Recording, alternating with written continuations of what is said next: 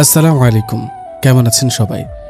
আজকে লেখক আয়ান আহমেদের লেখা সুন্দর মনোমুগ্ধকর রোমান্টিক গল্প নিয়ে হাজির হলাম। গল্পটা পুরোটা শুনুন, আশা করি অনেক ভালো লাগবে। আমি চলে যাচ্ছি গল্পে। তার আগে একটা কথা, যারা এখনও আমার এই চ্যানেলটি সাবস্ক্রাইব করেননি তারা অবশ্যই চ্যানেলটিকে সাবস্ক্রাইব করে দিবেন। আমি চলে যাচ্ছি গল্পে। আয়ান ভাইয়া, দরজা বন্ধ করেছেন কেন? আর আপনি এত রাতে আমার রুমেই বা কি জন্য এসেছেন? প্লিজ দরজা বন্ধ করবেন না। আমার মান সম্মানের কথাটা চিন্তা করুন প্লিজ। কথাটা শেষ করতে করতে দরজার কাছে চলে আসে নেহা। আয়ান দরজাটা বন্ধ করে নেহার দিকে এক দৃষ্টিতে তাকিয়ে আছে। নেহা রাগী লোক নিয়ে আবারও চিৎকার করে বলতে লাগলো, আয়ান ভাইয়া, আমি আপনাকে কিছু বলছি। ওহ হ্যাঁ, বলো, কি বলছিলে? দরজাটা খুলুন এখনই। এই বলে নেহা দরজা খুলতে চেষ্টা করতে আয়ান নেহার হাত চেপে ধরল। আয়ানের এমন অদ্ভুত আচরণের সাথে অপরিচিত নেহা নেহা মনের মধ্যে অজানা ভয় নিয়ে কাঁপা কাঁপা গলায় বলল, আয়ান ভাইয়া, আমার হাত ধরলেন কেন? তোমাকে আপন করতে ধরেছি। মানে মানে কি বুঝতে পারছো না তুমি? আয়ান ভাইয়া, আমি আপনাকে আগেই বলেছি আমার পক্ষে আপনাকে ভালোবাসা সম্ভব না। তাছাড়া আমার বিয়ে ঠিক হয়ে গেছে, আপনি বোঝার চেষ্টা করুন। আয়ান চৌধুরীকে নাকচ করে দেওয়ার সাহস আজ পর্যন্ত কেউ করেনি। তুমি প্রথম কোনো নারী যে কিনা আমাকে প্রত্যাখ্যান করেছে। আমার ইগো হার্ট করেছো তুমি, তাই আজ আমি তোমার এমন অবস্থা করব যা তুমি কখনো স্বপ্নেও কল্পনা করনি। আয়ানের কথাগুলো নেহার মাথার উপর দিয়ে চলে গেল। আয়ান কথা শেষ করতেই নেহার কোমর ধরে স্লাট করে কোলে তুলে নিল।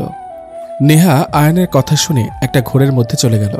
আয়ান নেহাকে কোলে করে নিয়ে বিছানার উপরে ধপাস করে ফেলে দেয়। নেহা কোমর ধরে চিৎকার করে উঠল। আয়ান নেহার কানের কাছে মুখ নিয়ে ফিসফিস করে বলে, এতটুকুতে চিৎকার করছো? এটা তো একটা ট্রেলার মাত্র, সিন এখনো বাকি আছে বেবি। আয়ান নিজের শার্টটা খুলে ফ্লোরের দিকে ছুড়ে দিল, ঝাঁপিয়ে পড়ল নেহার উপর। নেহার করার মতো আর কিচ্ছু নেই। নেহা আয়ানকে বাধা দিচ্ছে আর চিন্তা করছে, এখন যা কিছু হচ্ছে তা কি সত্যি? আয়ান ভাইয়া এতটা নিচে নামতে পারে? সে তো আমায় ভালোবাসতো, এটা কি তার ভালোবাসা? নেহা আয়ানের দিকে ছলছল চোখে তাকিয়ে সহ্য করছে আয়ানের অত্যাচার। নেহার চোখ জোড়ায় স্পষ্ট প্রকাশ করছে আয়ানের প্রতি তীব্র ঘৃণা।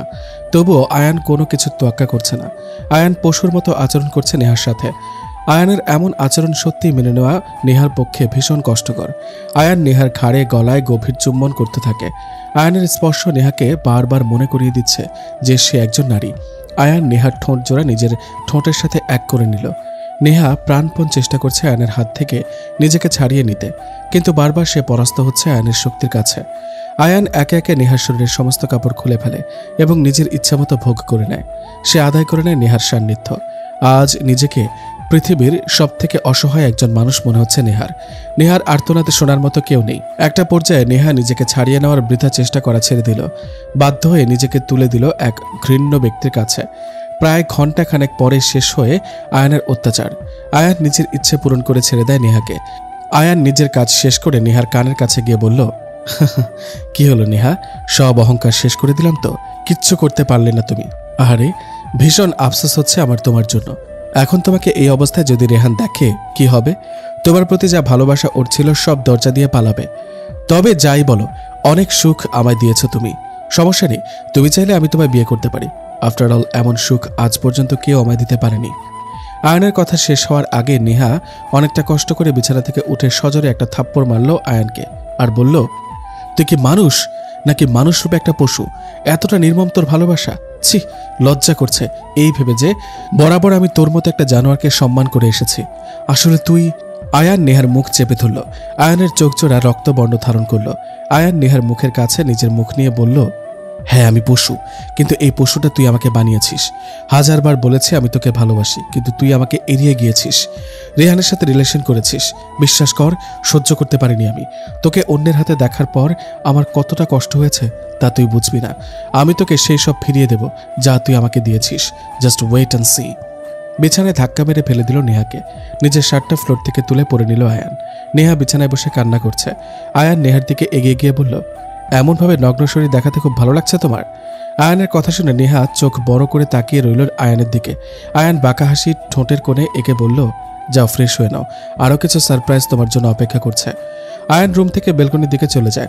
নেহা বিছানা থেকে উঠতে পারছে না, পুরো শরীর অসাড় হয়ে আসছে। অসহ্য যন্ত্রণা হচ্ছে তার। নেহা অনেক কষ্ট করে বিছানা থেকে উঠে দাঁড়ালো। খুব ভালো করে অনুভব করছে আয়ানের আঘাতগুলো।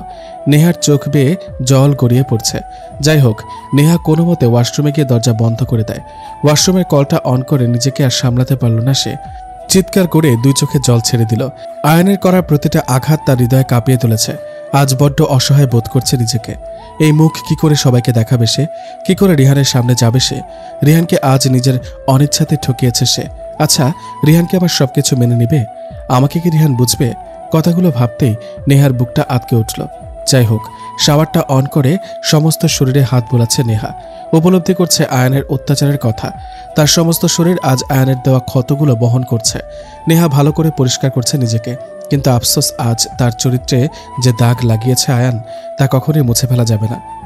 নেহা আরও কিছুক্ষণ শাওয়ার নিয়ে বেরিয়ে এলো। ওয়াশরুম থেকে বেরিয়ে নেহা চমকে গেল আয়ানকে দেখে। আয়ান সোফায় বসে ড্রিঙ্কস করছে। নেহা মাথাটা নিচু করে দাঁড়িয়ে আছে। আয়ান নেহার দিকে তাকিয়ে বলল, এভাবে দাঁড়িয়ে আছে কেন বেবি? যাও, ওপেন দ্য ডোর। নেহা নিশ্চুপ হয়ে দাঁড়িয়ে রইল। আয়ান নেহাকে দাঁড়িয়ে থাকতে দেখে একটা রাক্ষসে হাসি দিয়ে বলল, দাঁড়িয়ে আছো যে? সারপ্রাইজ চাই না তোমার?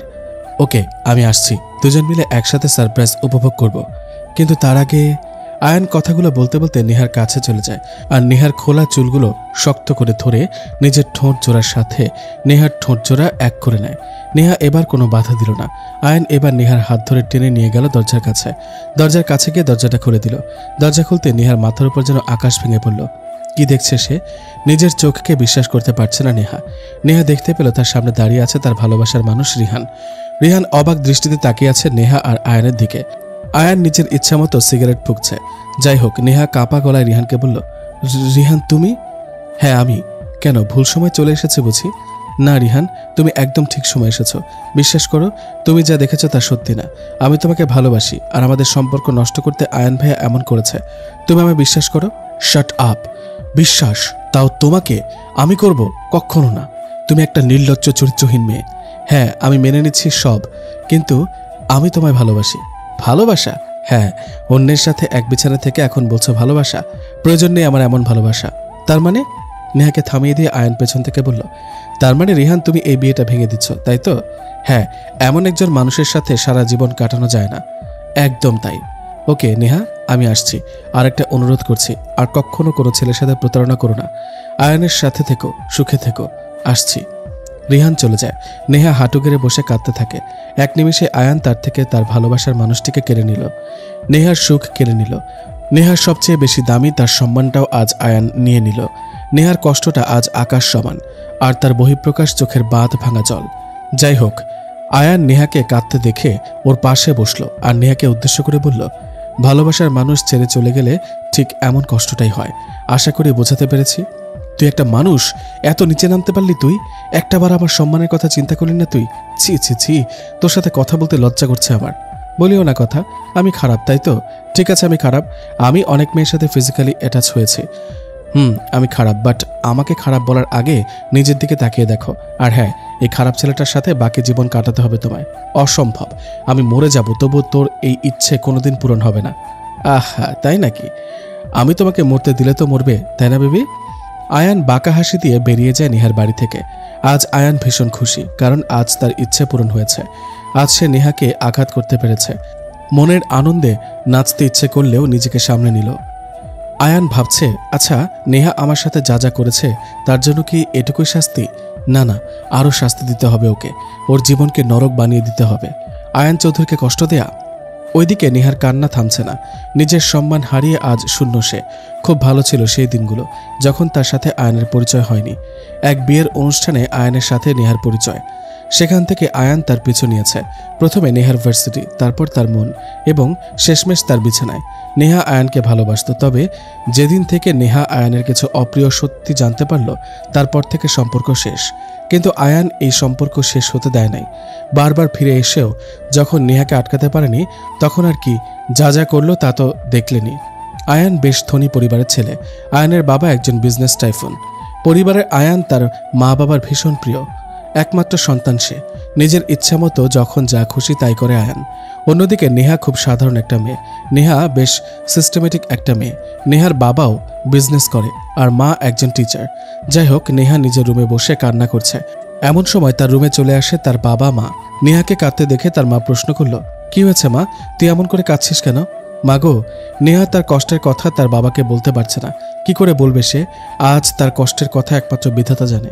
নেহা না তার কষ্টের কথা তার মা বাবার সাথে শেয়ার করতে পারছে, আর না তার কষ্টের কথা এই সমাজের কাছে প্রকাশ করতে পারছে। নেহা নিজেকে সামলে নিয়ে তার মা বাবার উদ্দেশ্যে বলল, কোথায় ছিলে তোমরা? কোথায় ছিলাম মানে? তোর দাদা হসপিটালে ভর্তি, আর আমরা তার সাথে দেখা করতে গিয়েছি। ও হ্যাঁ মা, ভুলে গেছি, তুইও না এখনো সেই বাচ্চাই আছিস। আমাদের সাথে তো গেলি না, অথচ আসতে লেট করে ফেলাতে একদম কান্না করে শেষ, পাগলি একটা। আচ্ছা শোন মা, আয়ান আসার কথা ছিল, ও কি এসেছিল? এসেছিল। ওর কাছে গেটের চাবি ছিল, আর ওর বাবা কিছু জরুরি কাগজপত্র পাঠিয়েছে, ওগুলো কি রেখেছিস তুই? আচ্ছা আমরা তাহলে এখন আসি, ফ্রেশ হতে হবে তো এখন। ঠিক আছে যাও। নেহার মা বাবা চলে গেল।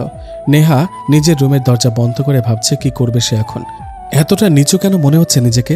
যেখানে আমার কোনো অপরাধ ছিল না, সেখানে আমি কেন নিজেকে নিচু ভাবছি? যে অপরাধ করেছে কষ্ট তার পাওয়া উচিত।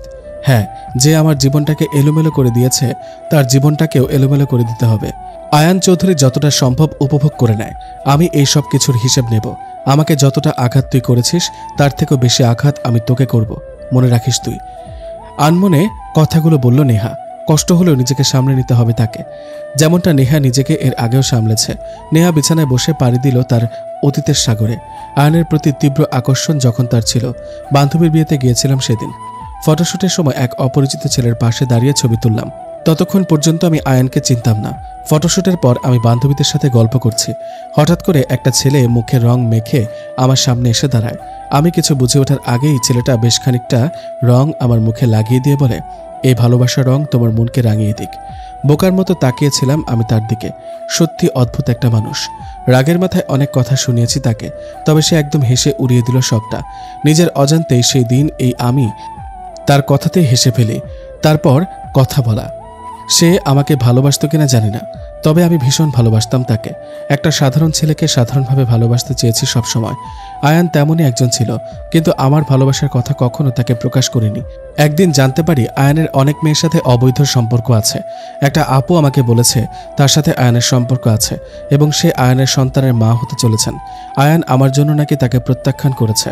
ভাবলাম একটা মেয়ে কি করে নিজেকে এত বড় মিথ্যা কথা বলবে। আয়ান দেখতে সুন্দর, ধনী ঘরের ছেলে, ওর এরকম বখাটে হওয়া অসম্ভব না। সেই দিন নিজের সব স্বপ্নকে ভেঙে দিই আমি। আয়ানকে নিয়ে মনের মধ্যে জন্ম নেওয়া সব ইচ্ছে, ভালোবাসা মনের মধ্যে কবর দিয়ে দিই। আয়ান আমাকে সরাসরি বলেছে সে আমাকে ভালোবাসে, কিন্তু আমি তা বিশ্বাস করিনি। ওকে অবহেলা করেছে খুব। নিজের কষ্ট হলেও চেয়েছি ওই আপুর সুখটা। ওই আপুর পেটের সন্তানের সুখের থেকে দামি ছিল না আমার ভালোবাসা। আয়ান আজ সেই শাস্তিটা আমায় দিল। জোর করে আমার থেকে সবচেয়ে দামি সম্পদটা ছিনিয়ে নিয়ে গেল। আমি কখনো কল্পনাও করিনি আয়ান আমার সাথে এমন কিছু করবে। তবে আমার বোঝা উচিত ছিল, যে ছেলে অনেক মেয়ের সাথে অবৈধ সম্পর্ক রাখতে পারে সে আমায় এমনিতেই ছেড়ে দিবে, কখনো না। আয়ান নেহার বাড়ি থেকে সোজা নিজের বাসায় চলে আসে। আয়ানের মনের মধ্যে খুশির জোয়ার। কেন খুশি সেটা ভাবছেন? আয়ান তার ভালোবাসার মানুষকে ধর্ষণ করেছে বলে খুশি না, এমনকি নেহার সবকিছু কেড়ে নিয়েছে বলেও খুশি না। আয়ান খুশি এইভাবে যে নেহাকে রিহানের থেকে দূরে সরিয়ে দিয়েছে। আয়ান খুশি এই জন্য যে নেহার কাছে এখন আর কোনো রাস্তা নেই তাকে প্রত্যাখ্যান করার। নেহা হয়েছে হয়তো ধর্ষণ, তবে ধর্ষকের স্ট্যাম্পটা কিন্তু এখন আয়ানের ওপর। যাই হোক, আয়ান বাসায় এসে নিজের রুমে চলে যায়। রুমে এসে আয়ান ভাবতে থাকে, এত খারাপ একটা কাজ আমি করলাম, সত্যি খুব অস্বস্তি লাগছে নিজের কাছে। নেহা আমার জন্য কষ্ট পেল, কিন্তু আমি কি করতাম? ওকে তুলে নিয়ে বিয়ে করতাম? নেহা কখনো রাজি হতো বিয়ের জন্য? ও মুখে যতই বলুক না কেন, কিন্তু ওর মনের কথা আমি জানি। হ্যাঁ, অবশ্যই নেহা আমায় ভালোবাসে, কিন্তু এটা জানি না কেন আমাকে এত অবহেলা করে। আচ্ছা, ও কি এটা বোঝে না অন্য কারো পাশে ওকে আমি সহ্য করতে পারি না? ও কেন রিহানের হবে? আমি বেঁচে থাকতে ওকে রিহানের হতে দিব না। আর আজ যা করলাম তারপর তো রিহান ওকে কখনোই মেনে নেবে না। যাক, এত খারাপের ভেতর একটা ভালো কথা আছে। এইবার মিস নেহা চৌধুরী আমাকে ছাড়া অন্য কারোর হতে পারবে না। কিন্তু ওকে দিয়ে বিশ্বাস নেই। যদি বিয়ে করার চিন্তা বাদ দিয়ে ফেলে তখন কি হবে? না না, কিছু একটা করতে হবে। আমি জোর করে ওর ভালোবাসা আদায় করব। কিন্তু এখন ওকে কল করে কনফার্ম হতে হবে যে ওর মনের অবস্থা কি। জানি আজকের পর আমার জন্য ওর ঘৃণাটাই থাকবে, কিন্তু যাই থাক, একটা সময় এই ঘৃণা আর থাকবে না। আয়ান পকেট থেকে ফোনটা বের করে নেহার নাম্বারে কল করলো, কিন্তু আফসোস ওর নাম্বারটা বন্ধ। কি আর করার, আয়ান হতাশ হয়ে ফোনটা রেখে অপেক্ষা করতে থাকলো সকাল হওয়ার। ভোরের আলো ফোটার আগেই আয়ানের ঘুম ভেঙে যায়। চোখ কচলাতে কচলাতে দেওয়াল ঘড়ির দিকে তাকিয়ে দেখে সবেমাত্র 4টা বাজে। মাথাটা নিচু করে একটা দীর্ঘশ্বাস ফেলে বিড়বিড় করে বলে আয়ান, ও গড, কখন সকাল হবে? গতকালের ঘটনার পর আয়ানের চোখে মোটামুটি ঘুম নেই বললেই চলে। নিজের ভেতর অপরাধ বোধ কাজ করছে তার। যাই হোক, আয়ান সকালে বিছানা থেকে উঠে দ্রুত ফ্রেশ হয়ে নেয়। ফ্রেশ হয়ে নাস্তা শেষ করে নিজের বাইক নিয়ে বেরিয়ে যায় বাড়ি থেকে। গন্তব্য ভার্সিটি। মিনিট 20 পর ভার্সিটিতে চলে আসে আয়ান। বাইকটা পার্ক করতেই আয়ান দেখতে পেল রিহান ও রিহানের বন্ধু সবাই একসাথে বসে কোনো এক বিষয় নিয়ে হাসি ঠাট্টা করছে। বলে রাখা ভালো যে নেহা আর রিহান একই ডিপার্টমেন্টের ও সেম ইয়ারেই পড়ে, কিন্তু আয়ান নেহার 2 ইয়ার সিনিয়র এবং আয়ানের ডিপার্টমেন্টও ভিন্ন। যাই হোক, আয়ান বাইকটা পার্ক করে চলে যায় ক্যাম্পাসের ভেতর। আয়ান তার কয়েকজন বন্ধুর সাথে পুকুর পাড়ে বসে আড্ডা দিচ্ছে, কিন্তু আয়ানের মন সেই আড্ডাতে নেই। আয়ান অপেক্ষা করছে নেহার, কখন সে আসবে। কিছু সময় আড্ডা দেওয়ার পর আয়ান তার বন্ধু রাজকে উদ্দেশ্য করে বলে, আচ্ছা রাজ, তোরা আড্ডা দে, আমি একটু আসছি। কেন মামা, কই যাবি এখন? আরে কোথাও যাচ্ছি না, আমি জাস্ট নেহার ডিপার্টমেন্ট থেকে একটু ঘুরে আসি। না, তুই একা যাবি না, আমরাও তোর সাথে যাব। আরে চিন্তা করছিস কেন? আমি কোনো ঝামেলা করব না, প্রমিস। শুধু যাব আর নেহাকে দেখে চলে আসব, শেষ। আচ্ছা যা তাহলে। বন্ধুগুলো খুব ভালোবাসে আমাকে, আর এই বন্ধুগুলোই বিপদের সবার আগে ছুটে আসে। সত্যি ওদের মতো বন্ধু লাইফে পাওয়া ভাগ্যের ব্যাপার। যাই হোক, আমি পুকুর পাড় থেকে উঠে নেহার ডিপার্টমেন্টের দিকে হাঁটা ধরলাম। নেহার ডিপার্টমেন্টে যাওয়ার সময় রিহানকে দেখলাম আমার দিকে তাকিয়ে আছে। কিছু বললাম না আমি। হঠাৎ করে রিহান আমাকে শুনিয়ে শুনিয়ে বলতে লাগলো, ওই দেখ, প্লেবয় আসছে আমাদের ডিপার্টমেন্টে। কাল রাতে মনে হয় নাই, আজ আসছে অন্য কোনো প্লেগার্লের খোঁজে। ওদের উল্টাপাল্টা কথার জবাব আমার কাছে থাকলেও আমি নীরব, চাই না কোনো ঝামেলা হোক। আমি পেছন ফিরে ওদের দিকে তাকাতে দেখলাম নেহা গেট দিয়ে ভার্সিটিতে প্রবেশ করছে। আজ ভার্সিটিতে আসার কোনো ইচ্ছে ছিল না। শরীরে প্রচণ্ড ব্যথা অনুভব করছি, কিন্তু কি করব, রিহানের সাথে কথা বলা বড্ড বেশি জরুরি। আজ রিহান আমাকে যত খুশি অপমান করুক, আমি তারপরও ওর কাছে ভালোবাসা চাইব। যে করে হোক আমি রিহানের মনে আবার জায়গা তৈরি করব। কিন্তু কিছুতেই আমি আয়ানকে আমার জীবনে আসার কোনো সুযোগ দিব না। একজন রেপিস্টকে দ্বিতীয়বার বিশ্বাস আমি করব না। আয়ান রিহানের সাথে আমার দূরত্ব তৈরি করতে চেয়েছে, আমাকে নিজের করে নিতে চেয়েছে। আমি প্রমাণ করে দিব ওর ইচ্ছে কখনো পূরণ হবে না।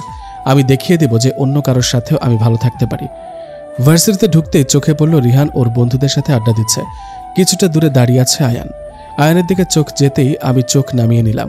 ঘৃণা হচ্ছে খুব। ওর ওই ঘৃণ্য চেহারাটা সহ্য করতে পারছি না আমি। ওর দিকে তাকাতেই কাল রাতের অত্যাচারের কথা মনে পড়ে গেল আমার। অজানা ভয়ে আঁতকে উঠল আমার মন। নিজেকে শান্ত করে আমি এগিয়ে যাই রিহানের দিকে। রেহান আমাকে উদ্দেশ্য করে বলতে লাগলো, যা, একজনের শান্তি নেই, আরও একজন হাজির। সবাই হাসি ঠাট্টা করতে লাগলো। কখনো কল্পনাও করিনি আমি এই নেহা সবার হাসি ঠাট্টার কারণ হব। আয়ানের প্রতি আরও ঘৃণা করতে লাগলো আমার। যাই হোক, আমি রিহানের কথা পাত্তা না দিয়ে নির্লজ্জের মতো রিহানকে বললাম, রিহান, তোমার সাথে আমার কিছু কথা আছে, একটা সাইডে আসবে? তোমার মতো নির্লজ্জ মেয়ে আমি আমার লাইফে আর দুটো দেখিনি। এত কিছু হয়ে যাওয়ার পরেও একান্তে কথা বলতে চাও? রিহান প্লিজ, তুমি আমার কথাটা তো একটু শুনবে। Just shut up. আমি তোমার মতো একটা চরিত্রহীন মেয়ের মুখে আমার নামটা শুনতে চাই না, একটা বাজারের। রিহানের কথা শেষ করার আগে আয়ান রিহানের শার্টের কলার চেপে ধরল। আমি অবাক হয়ে যাই আয়ানের আচরণ দেখে। কেন আয়ান রিহানকে আটকাচ্ছে? ওর জন্যই তো আজ আমার চরিত্রের দিকে মানুষ আঙুল তুলছে। ওর জন্যই তো আমি চরিত্রহীন নষ্টা মেয়ের উপাধি পেয়েছি। আর আয়ান তো এটাই চেয়েছে। তবে কেন রিহানকে বাধা দিচ্ছে সে? আমি আয়ানের দিকে ঘৃণা ভরা মন আর অগ্নি দৃষ্টিতে তাকিয়ে বললাম, তুই ওর কলার ধরেছিস কেন? রিহান তো একদম ঠিক কথা বলেছে, আমি চরিত্রহীন মেয়ে, আর তুই তো এটাই চেয়েছিস। চুপ, একদম চুপ। আমি কি চেয়েছি আর কি চাইনি তা পরে বলছি, কিন্তু তার আগে এই রিহানের ব্যবস্থা করতে হবে। ওকে বলতে হবে কে ওকে তোমাকে নিয়ে বাজে কথা বলার অধিকার দিয়েছে। আয়ান রিহানের গায়ে হাত তুলতে শুরু করে। আমি সত্যি এমন ঝামেলা কখনো চাইনি।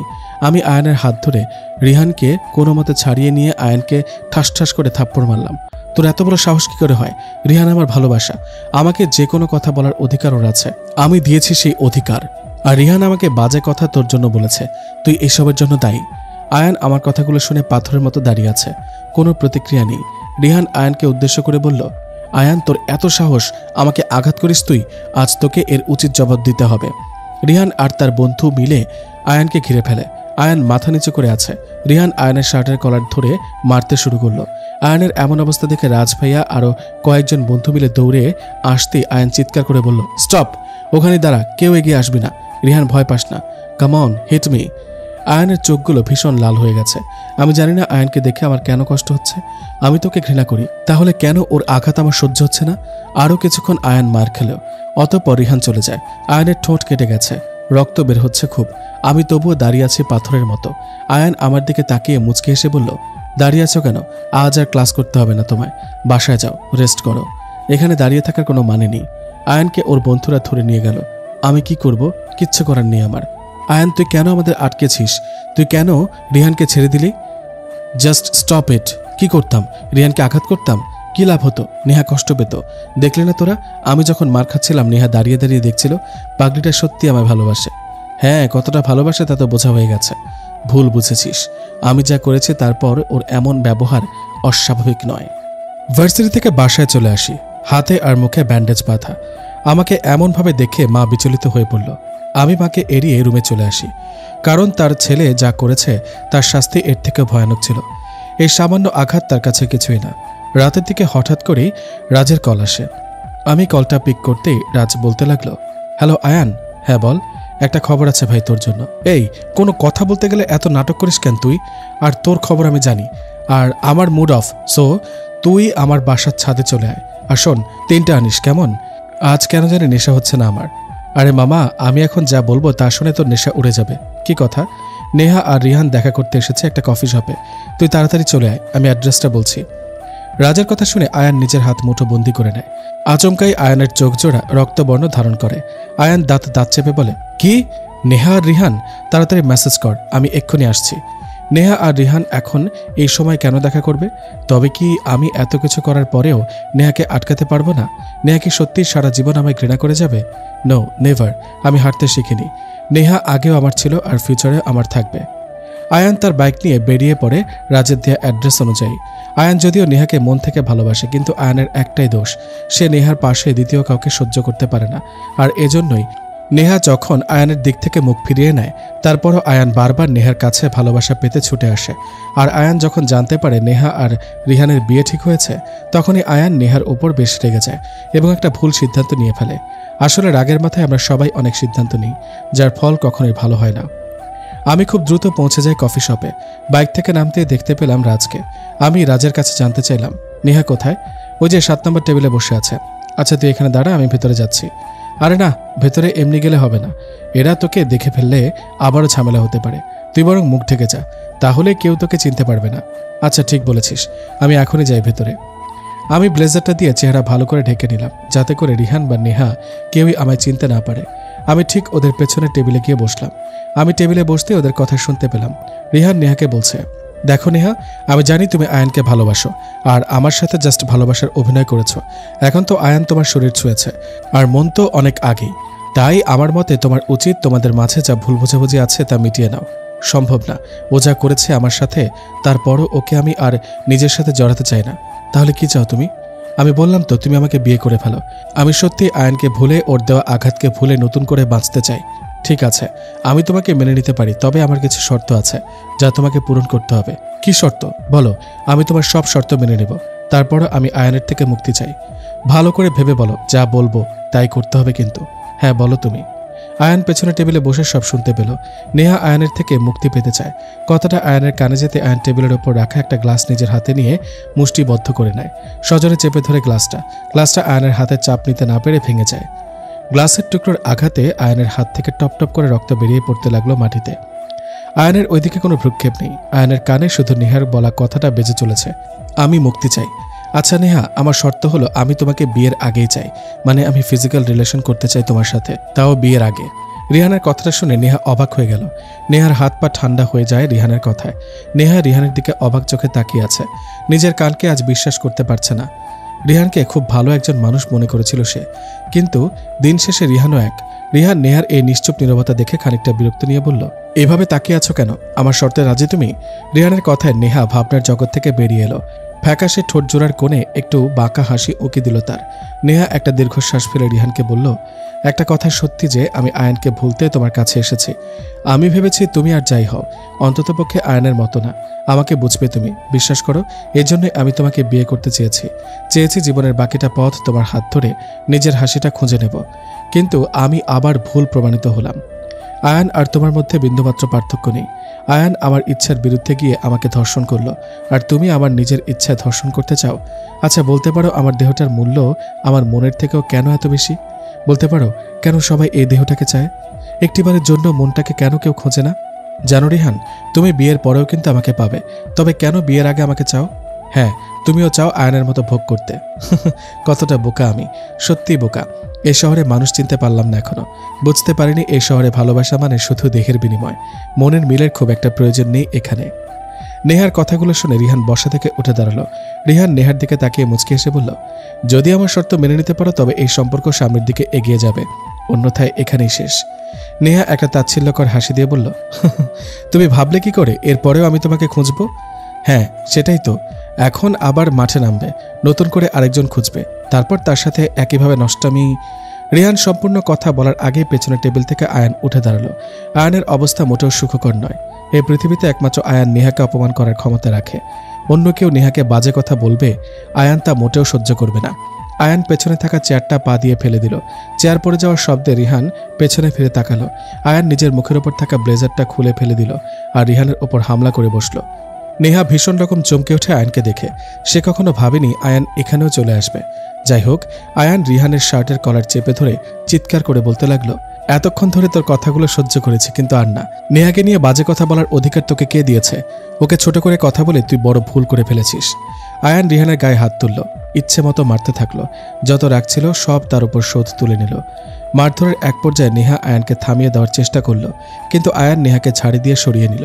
নেহা আবারও আয়ানকে থামাতে এগিয়ে আসলো এবং সে সফল হলো।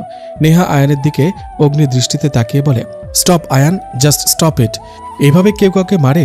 মরে যাবে তো। আয়ানের চোখ রক্তবর্ণ হয়ে আছে। আয়ান নেহার চোখ বরাবর তাকিয়ে বলে, চুপ, একদম চুপ। এই ছেলে তোকে বারবার অপমান করে, তোকে বাজে কথা বলে, তার প্রতি তুই এত সদয় কেন? কেন এত কিছু হয়ে যাওয়ার পরও তুই রিহানের পক্ষে আছিস? ওর মতো একটা নীচ। চুপ করে যাও আয়ান। কাকে নীচ বলছো তুমি? রিহানকে। ও আর তোমার মধ্যে বিন্দু মাত্র পার্থক্য নেই। তুমি যা যা করেছো ও তাই তাই চায়। নীচ যদি রিহান হয় তবে তুমিও তাই। হ্যাঁ আমি নীচ, কিন্তু কেন নীচ তা কি জানিস? তুই রিহানকে ভালোবাসতে চেয়েছিস, এমনকি বিয়েও, কিন্তু আমাকে কেন তাড়িয়ে দিয়েছিস? আচ্ছা একটা সত্যি কথা বলতো নেহা, বুকে হাত রেখে বল, তুই আমায় ভালোবাসিস না? শুধু বলে দে এই কথাটা, বিশ্বাস কর আমি আর কখনো তোর কাছে ভালোবাসা চাইব না। নেহা মাথা নিচু করে দাঁড়িয়ে আছে। কি বলবে সে?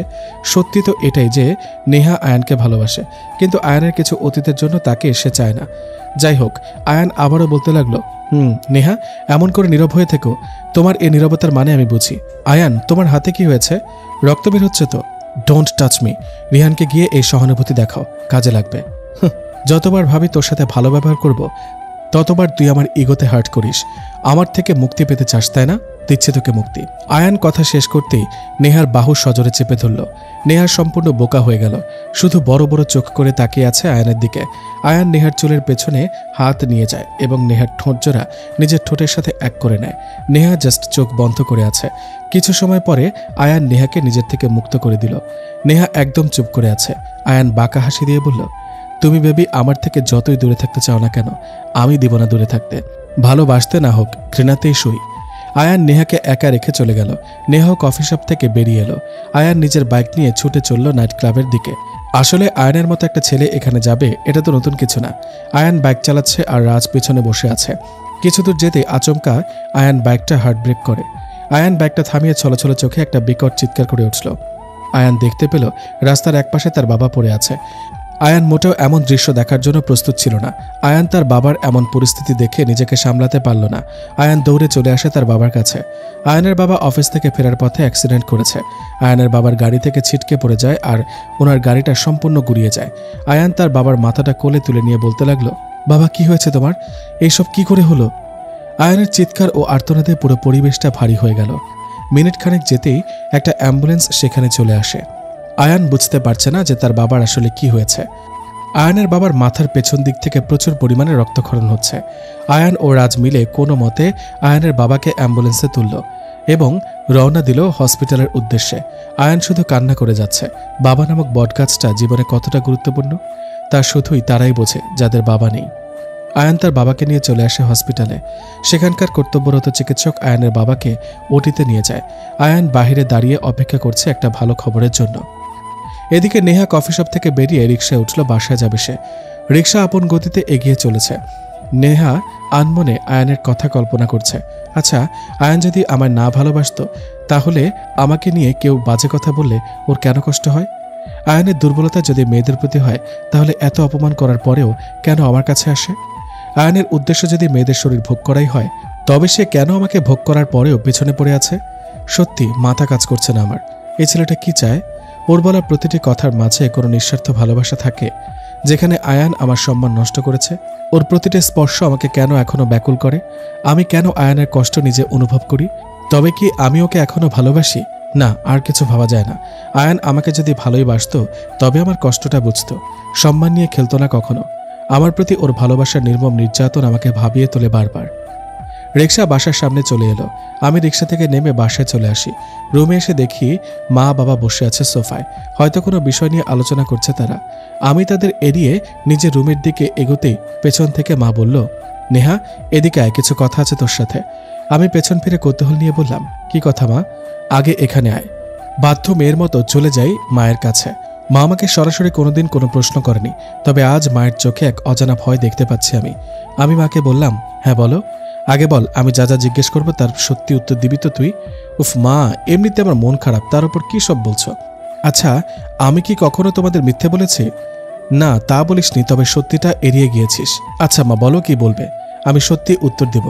রিয়ানের সাথে কি হয়েছে তোর, আর ও কেন বিয়ে ভেঙে দিয়েছে? সেটা আমি কি করে বলবো? হয়তো আমাকে পছন্দ হয়নি তাই ভেঙে দিয়েছে।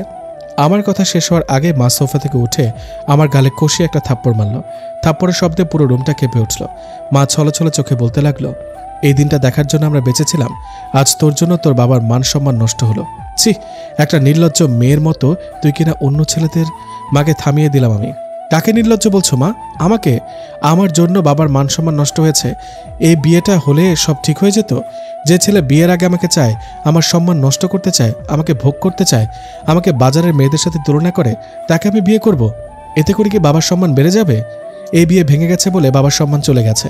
আচ্ছা মা, তোমার মেয়ের কি বিন্দুমাত্র সম্মান নেই? বলো মা, এখন চুপ করে আছো কেন? মা আমার কথায় থ হয়ে গেল। বাবা তো মাথা নিচু করে আছে। মা আবারও বলতে লাগলো, আয়নের সাথে তোর কি সম্পর্ক? আয়নের সাথে? কোনটা শুনলে খুশি হবে? আমি আয়নকে ভালোবাসি, আর আমি মরে গেলেও হয়তো আয়নকেই ভালোবেসে যাব। কেন জানো না? ও একটা নির্লজ্জ, খারাপ চরিত্রের মানুষ। ও বড়লোক বাবার বখাটে ছেলে, তবুও ওর চোখে আমি আমার জন্য ভালোবাসা দেখেছি। হ্যাঁ, আমি ওকে ভালোবাসি। আয়ান আমাকে জোর করে পেতে চেয়েছে। আয়ান আমাকে নিজের ইচ্ছার বিরুদ্ধে গিয়ে ওর ইচ্ছে পূরণ করতে বাধ্য করেছে, আমাকে রেপ করেছে। নেহার কথাটা শুনে সবাই ভীষণ রকম চমকে ওঠে। এ কি বলছে নেহা? নিজের সব কথা নির্ভয়ে প্রকাশ করছে কি করে? নেহার কথাগুলো শুনে নেহার মা দাঁড়ানো অবস্থা থেকে সোফার উপর ধপাস করে বসে পড়ল। নেহার কথাগুলো যে তার বুকে গিয়ে আঘাত করেছে তা এড়ানো দেয়। নেহা একটু থেমে আবারও বলতে লাগলো, মা, আয়ান আমার সাথে যা যা করেছে তারপর ওকে ভালোবাসি কথাটা হাস্যকর হলেও সত্যি। বিশ্বাস করো মা, আমার জায়গায় অন্য যে কেউ হলে আয়নকে ঘৃণা করত। আমিও ঘৃণা করি আয়নকে, কিন্তু ওর প্রতি যে পরিমাণে ঘৃণা আমার মনের মধ্যে আছে তাকে ছাপিয়ে গেছে ওর ভালোবাসা। আমি ধর্ষণের শিকার এটা জানার পর রিহান আমার সুযোগ নিতে চেয়েছে, এজন্যই আমি নিজে বিয়ে ভেঙে দিয়েছি। নেহা আবারও থেমে গেল। পুরো ঘরটা নিস্তব্ধ হয়ে আছে, সকলেই নীরব। এই নীরবতা জানান দিচ্ছে নেহার বাবা মাকে তার মেয়ে এই সমাজের কাছে এখন শুধুমাত্র অবহেলার পাত্রী। জানান দিচ্ছে এই কথা বাহিরের কারো কাছে প্রকাশ করলে হারাতে হবে তাদের সম্মান। তাদের মেয়ে ধর্ষিতা এটা শোনার পরে আশেপাশের লোকজন মজা নিতে আসবে। সারা জীবনের জন্য তাদের মেয়েকে এই সমাজে মুখ লুকিয়ে থাকতে হবে। সবাই আঙুল তুলবে তার মেয়ের দিকে। নেহার বাবা কিছু বলার ভাষা খুঁজে পাচ্ছে না। হয়তো কিছুটা বাধ্য হয়ে উনি বললেন, নেহা দেখ মা, যা হবার তা হয়ে গেছে। আমরা চাইলেও তা বদলাতে পারবো না। তোর সামনে একটা সুন্দর জীবন আছে। আমরা তোর বাবা মা, সব দিক চিন্তা করে আমরা একটা সিদ্ধান্ত নিয়েছি, তোর আর আয়নের বিয়ে না। বাবা, আমি আয়নকে ভালোবাসি ঠিক, তবে ওকে আর পেতে চাই না। কি সব পাগলের মতো বলছিস তুই? আয়ন তোর সাথে যা যা করেছে তারপরও তোকে কে মেনে নিবে? আমি কাউকে আর চাই না। নিজের মতো করে বাঁচতে চাই, নিজের একটা পরিচয় তৈরি করতে চাই। আয়নের সাথে বিয়ে করা মানে ওর জেদ পূরণ করা। আয়ন এটাই চেয়েছে আমি যেন ওকে বিয়ে করি, আর এজন্যই এত বড় একটা কাজ করতে দুইবার ভাবেনি। কিন্তু আমি ওর এই ইচ্ছে পূরণ হতে দিব না। আমি নিজেকে প্রতিষ্ঠিত করব, দেখিয়ে দেব ওকে ছাড়া আমি অচল না। কিন্তু মা, এই সমাজ তোকে নিচু ভাববে, তোকে নিয়ে আজে বাজে কথা বলবে। তাই বলছিলাম সমাজ তো পড়ে, আমি তো তোমাদের চোখে ছোট হয়ে গেছি। আমি আয়নকে বিয়ে করে নিলে আয়ন ভাববে আমি ওকে মেনে নিয়েছি, বাধ্য হয়ে ওর কাছে গিয়েছি। প্রতিনিয়ত এটাই মেনে নিতে হবে আমায়। এটা প্রমাণিত হয়ে যাবে নারীর দুর্বলতা তার শরীরে। না বাবা, আমি পারবো না। আমি প্রমাণ করে দিব নারীর কোনো দুর্বলতা নেই। আমি প্রমাণ করে দিব আয়ান ছাড়া আমি একা নিজেকে সামলে নিতে পারি। শুধু তোমাদের একটু সাহায্য চাই। নেহার কথায় ও যুক্তিতে তার বাবা মা খানিকটা বাধ্য হয়ে রাজি হয় নেহার কথা মেনে নিতে। নেহার মা নেহাকে বলে, কি সাহায্য চাস তুই বল, তোর ইচ্ছে অনুযায়ী সব হবে। আমি এই দেশে থাকতে চাই না, নতুন শহরে নতুন করে বাঁচতে চাই, আয়ানকে ভুলে যেতে চাই, এমন এক শহরে যেতে চাই যেখানে আয়ানের ছায়াটাও আমাকে ছুঁতে পারবে না। ঠিক আছে, আমায় কিছুদিন সময় দে, আমি ব্যবস্থা করছি। না বাবা, সময় দেয়া যাবে না। আমি আর আয়ানের মায়ায় নিজেকে জড়াতে চাই না। ও থাকুক ওর মতো করে অন্য কারোর সাথে। আমি না হয় দূর থেকে ওর মঙ্গল কামনা করব। আমি কথাটা শেষ করে নিজের রুমে চলে আসি। কেন জানি আজ আয়ানের জন্য ভীষণ কষ্ট হচ্ছে। আয়ানকে ছেড়ে চলে যাব অনেক দূরে, যেখান থেকে আয়ান আর আমাকে খুঁজে পাবে না। আয়ানকে আর কখনো দেখতে পাবো না। এই কথাটা বলা যতটা সহজ, মন থেকে মেনে নেওয়া ততটাই কঠিন। বুকের ভেতরটা মুচড়ে উঠছে বারবার, এই ভেবে কেন আয়ান তুই অন্য কারোর হয়ে যাবি? কেন আজ আমি তোকে ভালোবাসার পরেও নিজ থেকে দূরে চলে যেতে চাচ্ছি? একটা বার তুই আমার মতো করে হতে পারলি না কেন? কেন তুই আমার হৃদয়টাকে বারবার আঘাত করে রক্তাক্ত করছিস? কেন আজ ভালোবেসে আমি ভালো নেই? কথাগুলো বলতে বলতে নেহা কাঁদছে। আর কয়েকটা দিন তারপর ইচ্ছে থাকলেও আর কখনো আয়ানকে দেখা হবে না তার। দীর্ঘ সময় অপেক্ষা করার পরে ওটি থেকে আয়ানের বাবাকে কেবিনে শিফট করা হলো। আয়ানের মা হসপিটালে এসে কান্না করে যাচ্ছে। আয়ান তার মাকে সান্ত্বনা দিবে কি করে তা জানে না। অপারেশন শেষে আয়ান ডক্টরের সাথে কথা বলছে। ডক্টর, আমার বাবা ঠিক আছে তো? এইভাবে ভেঙে পড়ছেন কেন? উনি একদম ফিট আছে, ভয়ের কোনো কারণ নেই। আসলে উনি সবসময় খুব টেনশনে থাকে, এজন্য ছোট্ট একটা হার্ট অ্যাটাক হয়েছে। আর উনি যখন ড্রাইভ করছিলেন তখন হওয়াতে অ্যাক্সিডেন্ট হয়। আপনি তার ছেলে, ওনার খেয়াল রাখুন। জি ধন্যবাদ। ডক্টরের কথায় আয়ান প্রাণ ফিরে পেল। ছলছল চোখ, মলিন মুখে হঠাৎ করে একটু হাসি উঁকি দিল। বাবা ঠিক আছে। আয়ান দৌড়ে চলে যায় তার বাবার কাছে। নিজের জীবনে সবথেকে বেশি যদি আয়ান কাউকে ভালোবাসে তবে সে হলো তার বাবা। আয়ান তার বাবার কাছে যেতেই তার বাবা তাকে বলল, এই ফাজিল ছেলে, এখানে আয়। এখনো বাচ্চাই রয়ে গেলি তুই, কাঁদছিস কেন? বাবাকে জড়িয়ে ধরে আয়ান বলল, বাবা এখন কেমন আছো? আমি ভালো আছি। ওই আর কি, নিজে ড্রাইভ করতে গিয়ে আঘাত লেগেছে। তুমি আর কখনো ড্রাইভ করবে না, ড্রাইভার চালাবে, আর তুমি পেছনে বসে অফিসে যাবে। হ্যাঁ তা ঠিক বলেছিস, তবুও আমাকে রিটায়ার দিবি না।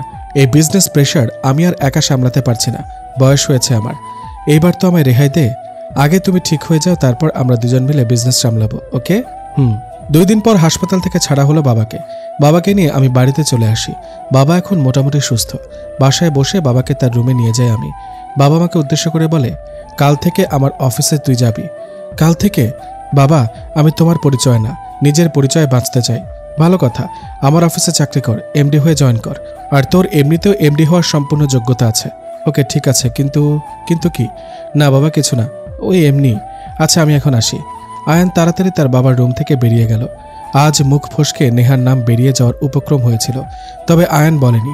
আয়ান নিজের রুমে এসে ভাবতে লাগলো নেহার কথা। কি মেয়ে, 2 দিন ধরে আমাকে না দেখে থাকতে পারলো কি করে? একটা কলও করলো না? কি সেলফিশ মানুষ। আমিও কত বড় বোকা। এত কিছু হয়ে যাওয়ার পরও নেহা নিজে থেকে আমার খবর নেবে তা কেমন করে আশা করি আমি? সত্যি আমি ওই দিন একদম ঠিক করিনি। জেদ চেপে গিয়েছিল আমার। রিহানের সাথে ওকে কখনো মেনে নিব না আমি। তবে যা করার করে ফেলেছি। আমার বিশ্বাস আছে নেহা একটা সময় আমাকে নিশ্চয়ই ক্ষমা করে দিবে। আমি জানি সে আমায় মুখে যতই না করুক না কেন মন থেকে আমাকে ভালোবাসে, কিন্তু কি জন্য আমাকে অবহেলা করে আমি জানি না। আনমনে কথাগুলো বলে আয়ান। নিজের ফোন থেকে নেহার কয়েকটা পিকচার দেখে সে, তাদের একসাথে কাটানো মুহূর্তের তোলা কিছু ছবি। আনমনে ছবিগুলো দেখতে দেখতে আয়ান বিড়বিড় করে বলে ওঠে, এত সুন্দরী কেন তুমি? চাইলেও তোমাকে ভুলে থাকতে পারি না কেন? একটু মনটা নরম করে আমাকে ভালোবেসে দেখো, সারাটা জীবন আগলে রাখবো। কিন্তু তুমি তো তুমি, ভালো থাকতে দিবে না আমায়, অভিমানী মেয়ে একটা। ছবিগুলো দেখার পর আয়ান রাজকে কল করলো। হ্যালো, ওই রাজ, কি খবর তোর? এই তো মামা আসি। তোর কি খবর? আমার আর খবর। আচ্ছা নেহা কি ভার্সিটিতে রোজ আসে? না তো, গত 2 দিন আমি ওকে দেখিনি। ও বুঝতে পেরেছি, ম্যাম রাগ করে আছে, ওনার বাসায় যেতে হবে। কি দরকার আয়ান, থাকতে দে না ওকে ওর মতো। একদমই না, এখন ওর বাসায় যাব, ওর সাথে কথা বলবো আর ওকে একটা সুসংবাদ দিব। আয়ান, এত অপমান অবহেলার পরেও কেন বারবার যাস? সেটা তুই বুঝবি না রে। আয়ান ফ্রেশ হয়ে বাইক নিয়ে বেরিয়ে পড়ে নেহার বাড়ির উদ্দেশ্যে। আয়ান নেহার বাসার সামনে যেতেই ভীষণ অবাক হয়ে যায়। আয়ান দেখতে পায় নেহার বাসার গেটে তালা ঝুলছে। আয়ান ভীষণ কৌতূহল নিয়ে দারোয়ান চাচাকে জিজ্ঞাসা করল, চাচা এখানে তালা দেওয়া কেন? ওহ, ওনারা চলে গেছে এখান থেকে। দারোয়ান চাচার কথাটা সোজা আয়ানের বুকে গিয়ে বিঁধল। আয়ান দারোয়ান চাচাকে আবারও জিজ্ঞাসা করল, চাচা কোথায় গিয়েছে বা কবে ফিরবে নেহারা, কিছু কি জানেন? না বাবা, ওইসব জানি না, খালি হুনসি অনেক দূরে চলে গেছে, আর ফিরব না। কথাটা শোনা মাত্র আয়ান চিৎকার করে উঠল। দারোয়ানের কলার ধরে চেঁচিয়ে বলল, ফিরবে না মানে? কে বলেছে ফিরবে না? এই রাজ, দেখ এই চাচা কি সব উল্টাপাল্টা কথা বলছে। নেহা আমায় ছেড়ে কোথাও যেতে পারে না, আমি ওকে কোথাও যেতে দিব না। কলার সারো মিয়া, আমি উল্টাপাল্টা কিছু কই নাই। সিয়াম স্যার আমার যা কইছে আমি তোমারে তাই কইছি। রাজ আয়ানের পরিস্থিতি ভালোই আঁচ করতে পারছে। রাজ জানে আয়ান এখন নিজের কন্ট্রোলে নেই। রাজ দৌড়ে এসে আয়ানকে সরিয়ে নেয় দারোয়ান চাচার কাছ থেকে। রাজ আয়ানকে চেঁচিয়ে বলে, কি করছিস আয়ান? Are you mad? ওনার কলার চেপে ধরেছিস কেন? উনি তোর বাবার বয়সী। ওহ সরি, আসলে এইসব কথা শোনার পরে চাচা আমাকে মাফ করবেন, আসলে আমার মাথাটা ঠিক নেই। প্লিজ চাচা, ক্ষমা করবেন আমায়। আয়ান চল, বাসায় চল। আমি কেন বাসায় যাব? নেহার সাথে দেখা করার জন্য এসেছি, আমি ওর সাথে দেখা না করে যাব না। তুই জানিস না ভীষণ অভিমানী মেয়ে হলো নেহা, ও আসবে দেখিস, একটু পরেই ও চলে আসবে। হ্যাঁ চলে তো আসবেই, আগে তুই বাসায় চল, তারপরও চলে আসবে। আমাকে পাগল মনে হয় তোর? ও আমার বাসায় কখনো আসবে না, এখানেই অপেক্ষা করি আমি, ও ফিরে আসলে কথা বলে যাব। আয়ান পাগলামি করিস না, নেহা তোকে ছেড়ে চলে গেছে, আর কখনো ফিরবে না, বুঝতে পেরেছিস তুই? আয়ান, নেহা তোর জীবন থেকে চলে গেছে, বোঝার চেষ্টা কর প্লিজ। চলে গেছে? আয়ান নিশ্চুপ হয়ে তাকিয়ে আছে নেহার বাড়ির দিকে, কোনো কথা বলছে না সে। নেহা চলে গেছে তা জানার পরেও আয়ান চুপ। আয়ানের অস্বাভাবিক ব্যবহার দেখে রাজ একটু বিচলিত হয়ে পড়ে। আমরা প্রায় অনেকেই হয়তো কোনো না কোনো সময় আমাদের প্রিয়জনকে হারিয়েছি। সো প্রিয়জনকে হারানোর কতটা কষ্টকর তা কি প্রকাশ করার অপেক্ষা রাখে? কিছু কষ্ট এমন হয় যে তা প্রকাশ করা যায় না, আর না যায় সহ্য করা। রাজ আয়ানের বাহু ধরতেই আয়ান একটা ঝটকায় রাজের থেকে দূরে সরে আসে। শোন রাজ, আমি ভালোবাসায় হেরেছি, জীবন যুদ্ধ নয়, আমি নিজেকে সামলে নিতে পারবো। আয়ান রাজকে রেখে নিজে একাই বাইক নিয়ে বেরিয়ে যায় নেহার বাড়ির সামনে থেকে। রাজ জোর করেছিল তার সঙ্গে যাওয়ার জন্য, কিন্তু আয়ান রাজি হয়নি। মিনিট 10 পর আয়ান নিজের বাসার সামনে চলে আসে। ফর্সা উজ্জ্বল চেহারাটা লাল হয়ে আছে আয়ানের। সচরাচর এমন হয় না তার, তবে খুব বেশি রেগে গেলে এমন হয়। আয়ান নিজের রুমে এসে ফ্রিজ থেকে কয়েকটা অ্যালকোহলের বোতল বের করে নিল। ব্যালকনির দিকে গিয়ে বসল সে। আকাশটা মেঘলা হলেও বৃষ্টির সম্ভাবনা নেই। আয়ান আনমনে নেহার কথাগুলো কল্পনা করতে লাগলো আর ড্রিঙ্কস করতে থাকলো। বাসা থেকে বেরিয়ে এয়ারপোর্টে চলে আসি আমি। নিজের অজান্তেই চোখ বেয়ে জল গড়িয়ে পড়ছে আমার। ভীষণ রকম কষ্ট হচ্ছে আয়ানের কথা ভেবে। ওকে ভুলে কি করে থাকবো আমি? বারবার ওর বলা প্রতিটি কথা মনে পড়ছে আমার। ওকে একটা বার দেখতে খুব ইচ্ছে করছে আমার। ওর সাথে একটু কথা বলার তৃষ্ণায় কাতর আমি। হায় রে ভালোবাসা, না দেয় ভালো থাকতে আর না দেয় ভুলে থাকতে। এয়ারপোর্টের ফর্মালিটিসগুলো পূরণ করে আমি বিমানে বসলাম। এই দেশ ছেড়ে যাওয়ার কষ্টের থেকে 1000 গুণ বেশি কষ্ট হচ্ছে এই ভেবে যে আর কখনো আয়ানকে দেখতে পাবো না আমি, আর কখনো ওর চোখে ভালোবাসা খুঁজতে পারবো না।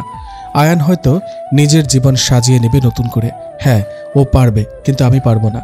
আমি না হয় ওর ভালোবাসার অনুভূতিগুলো আগলে রেখে বাকিটা জীবন কাটিয়ে দেব। শুধু বিধাতার কাছে এটুকুই চাওয়া, সে যেন আয়ানকে ভালো রাখে। আজ চিৎকার করে বলতে ইচ্ছে করছে, জানিয়ে দিতে ইচ্ছে করছে এই পৃথিবীকে, আয়ান তোমাকে আমি ভালোবাসি, হ্যাঁ তোমার থেকেও বেশি ভালোবাসি। তাকে ঘিরে আমার হৃদয়ের অনুভূতি সারা জীবন এমনই থাকবে। বিমানে বসার 15 মিনিট পর আমাদের প্লেন টেক অফ করলো। আমি জানালার পাশের একটা সিটে বসে আছি, বাবা মা আমার বাম পাশে। জানলার ওপারে তাকিয়ে নিজের চোখের জল ফেলা ছাড়া আর কোনো উপায় নেই। আয়ান যদি সত্যি আমায় ভালোবাসত তবে আমার ইচ্ছের বিরুদ্ধে যেত না, অন্য কোনো মেয়ের সাথে শারীরিক সম্পর্কে জড়াতো না, আমাদের সম্পর্কের মাঝে কখনো দূরত্ব তৈরি হতো না, আজ আমাকে এভাবে কাঁদতে হতো না। নেহা কথাগুলো ভাবতে একটা দীর্ঘশ্বাস ফেলে চোখ মুছে ফেলল। নতুন শহরে নতুন করে বাঁচতে হবে তাকে, আর কাউকে প্রয়োজন নেই তার। ওইদিকে আয়ান মরণ নেশায় মেতে উঠেছে। একের পর এক ড্রিঙ্কস নিচ্ছে সে। ড্রিঙ্ক করা শেষ, আয়ানের চোখ থেকে এমনি এমনি পানি পড়ছে। আয়ান ব্যালকনি থেকে সোজা ছাদে চলে আসে। পকেট থেকে সিগারেটের প্যাকেট বের করল সে। একটা সিগারেট ধরিয়ে আকাশের দিকে তাকিয়ে আছে সে। আজ সারাদিন মেঘলা আকাশ ছিল, কিন্তু এখন সব মেঘ সরে গেছে। আকাশ ভরা তারাগুলো টিপটিপ করে জ্বলছে। আয়ান ও তারাগুলোর দিকে এক দৃষ্টিতে তাকিয়েছিল অনেকক্ষণ। পরিবেশটা নীরব। সকল নীরবতা ভেঙে আয়ান চিৎকার করে বলতে লাগলো, নেহা তুই একটা বেইমান মেয়ে, একা ফেলে ছেড়ে চলে গেলি তো তুই। আজ আমি হেরে গেছি তোর কাছে, দিব্যি জিতে গেছিস তুই, তোকে আর কখনো পাবো না আমি। আরে তুই তো আমায় ভালোবাসিস জানি আমি, কি করে পারলি আমাকে একা ছেড়ে চলে যেতে? এত অভিমান তোর, আমি ভুল করেছি। হ্যাঁ, তোর ইচ্ছার বিরুদ্ধে গিয়ে আমি ভুল করেছি। আচ্ছা বল, কি করতাম আমি? রিহানের হতে দিতাম তোকে? তুই জানিস না আমি তোর পাশে কাউকে সহ্য করতে পারি না, তাই তো তোকে কষ্ট দিতে, রিহানের থেকে আলাদা করতে আমি এমনটা করেছি। নেহা, প্রিয়জন পাবি তুই, কিন্তু আমার মতো একটা মানুষ পাবি না। আমি অপরাধ করেছি, হ্যাঁ, তাই বলে ছেড়ে চলে যাবি? একটা সুযোগ তো দিতে পারতি আমায়। বিশ্বাস কর, তোর সব অভিযোগ অভিমান আমি ভুলিয়ে দিতাম। আয়ান কথাগুলো বলতে গিয়ে বারবার নিজের উপর নিয়ন্ত্রণ হারিয়ে ফেলছে। কিছু মানুষ আমাদের জীবনে শুধু প্রিয় হয়ে থাকে না, তারা ধীরে ধীরে অভ্যাসে পরিণত হয়। আর কখনো যদি সেই মানুষটি আমাদেরকে ছেড়ে চলে যায়, তবে তার শূন্যতা খুব মারাত্মকভাবে অনুভব হয়। এটাই সত্যি। নেহা তার স্বপ্ন পূরণের পথে আরও এক ধাপ এগিয়ে গেল। নেহা চলে আসে আমেরিকায়। প্লেন থেকে নেমে নতুন শহর নেহাকে ভাবিয়ে তুলেছে। এই শহরের মতোই এখানকার মানুষজন। নেহা এয়ারপোর্ট থেকে নিজের নতুন বাসায় চলে আসে। বাসায় আসতে নেহা দেখতে পেল তার চাচাতো ভাই আসিফকে। আসিফের সাথে তার দেখা হয়েছিল সেই ছোট্টবেলায়। আসিফের সাথে কথা বলতে গেলে নেহা একদম ফ্রি। আসিফও নেহাকে অনেক বছর পরে দেখতে পেল। আসিফ নেহাকে দেখতে পেয়েও খুব খুশি হয়েছে। আসিফ নেহাকে রাগানোর জন্য বলে, বাংলাদেশ থেকে সব কি ছোট লোকগুলোকে বের করে দিচ্ছে নাকি? না মানে তুই হঠাৎ বলা নেই কওয়া নেই এখানে চলে এলি, তাই জিজ্ঞাসা করলাম। আসিফ ভেবেছে নেহা তার কথাতে সবসময়ের মতো রেগে যাবে, অনেক কথা শোনাবে তাকে, কিন্তু আসিফকে অবাক করে দিল নেহা। নেহা আসিফকে সরাসরি বলে দিল, দেখ ভাই, আমার মন ভালো নেই, দয়া করে ফাজলামি করিস না প্লিজ। এই নেহা, কি হয়েছে তোর? এত বছর পরে আমাদের দেখা হলো আর তুই কিনা মুড অফ করে আছিস? এত বছর পরে দেখা হলে বুঝি আনন্দে আত্মহারা হয়ে যেতে হয়? না, আমি সেটা বলতে, আমার রুমটা কোন দিকে? এই তো, সিঁড়ি দিয়ে সোজা উঠে যা, বাঁ দিকে তোর রুম। ধন্যবাদ। নেহা ব্যাগ নিয়ে তার রুমের দিকে চলে যায়। নেহার আচরণ অনেক বদলে গেছে। সবসময় হাসি খুশিতে মেতে থাকা মেয়েটার মুখে বিন্দুমাত্র হাসি নেই। নেহাকে দেখে মনে হচ্ছে অনেক চিন্তা ভর করেছে তার উপর। আসিফ নেহার বাবা মিস্টার সিয়াম সাহেবকে বলতে লাগলো, আঙ্কেল, নেহার কি হয়েছে? ও তো কখনো এমন করে নাই। অনেকটা বদলে গেছে নেহা, কি হয়েছে? আসিফকে প্রথমে না করে দেয় নেহার বাবা, কিন্তু আসিফের জোরে উনি সবটা বলে দিতে বাধ্য হয়। আসিফ সবটা শোনার পর একটা দীর্ঘশ্বাস ফেলে বলে, এই সময় নেহার পাশে আমাদের থাকা উচিত, ওকে একদম ওর ইচ্ছে মতো থাকতে দেওয়া উচিত। সময়ের সাথে সাথে নেহাও মানিয়ে নিতে পারবে। তাছাড়া যদি ওকে ব্যস্ত রাখা যায় তবে আয়নের কথা ওর মনে পড়বে না। সেজন্যই ভাবছি এখানে একটা বিজনেস শুরু করব। নেহা যদি ধীরে ধীরে বিজনেসে সাহায্য করতে থাকে তবে ও ওর অতীত ভুলে যেতে পারবে। ঠিক বলেছেন আঙ্কেল, আমি সব ব্যবস্থা করছি। আয়ান ছাদের উপর পড়ে আছে, প্রচুর নেশা করেছে আজ। আয়ানকে রুমে না দেখতে পেয়ে পুরো বাড়িটা তন্ন তন্ন করে খুঁজে চলেছে তার বাবা। অবশেষে ছাদে এসে তারা খুঁজে পেল আয়ানকে। ছাদের এক কোণায় পড়ে আছে সে। আয়ানের বাবা মা দৌড়ে চলে আসে তার কাছে। নিজের ছেলেকে এমন অবস্থায় দেখবে তারা কখনো কল্পনাও করেনি। আয়ানের বাবা আয়ানকে ডেকে তুলল। আয়ান, বাবা ওঠ, কি হয়েছে তোর? এইসব কি করছিস তুই? নেহা, বাবা, নেহাকে আমি কষ্ট দিয়েছি, ও সেজন্য আমাকে ছেড়ে চলে গেছে। আমি নিজেকে শাস্তি দিচ্ছি, নিজের ভুলের জন্য নিজেকে আঘাত করছি। আয়ান কথা বলার মাঝে মাঝে বারবার ইমোশনাল হয়ে পড়ছে। একটু পর আয়ানকে ধরে নিয়ে যাওয়া হলো তার রুমে। আয়ানকে বিছানায় শুইয়ে দিয়ে তার বাবা মা নিজেদের রুমে চলে গেল। তারা নিজেদের ছেলেকে এতটা কষ্টের মধ্যে দেখতে চায় না, তাই নেহাকে এনে তার ছেলের মুখে হাসি দেখতে চায় তারা। যেমন করে ছোট্টবেলায় আয়ানের সব আবদার তারা পূরণ করে এসেছে, ঠিক তেমন করেই। কিন্তু কি করে নেহাকে আনবে তারা? নেহা যে আর তাদের নাগালে নেই। আয়ান বরাবরই তার বাবা মায়ের আদরের ছেলে ছিল, সবসময় আয়ানের আবদারগুলো পূরণ করেছে তারা। কিন্তু আজ কোনোভাবেই তারা তাদের সন্তানের আবদার পূরণ করতে পারবে না।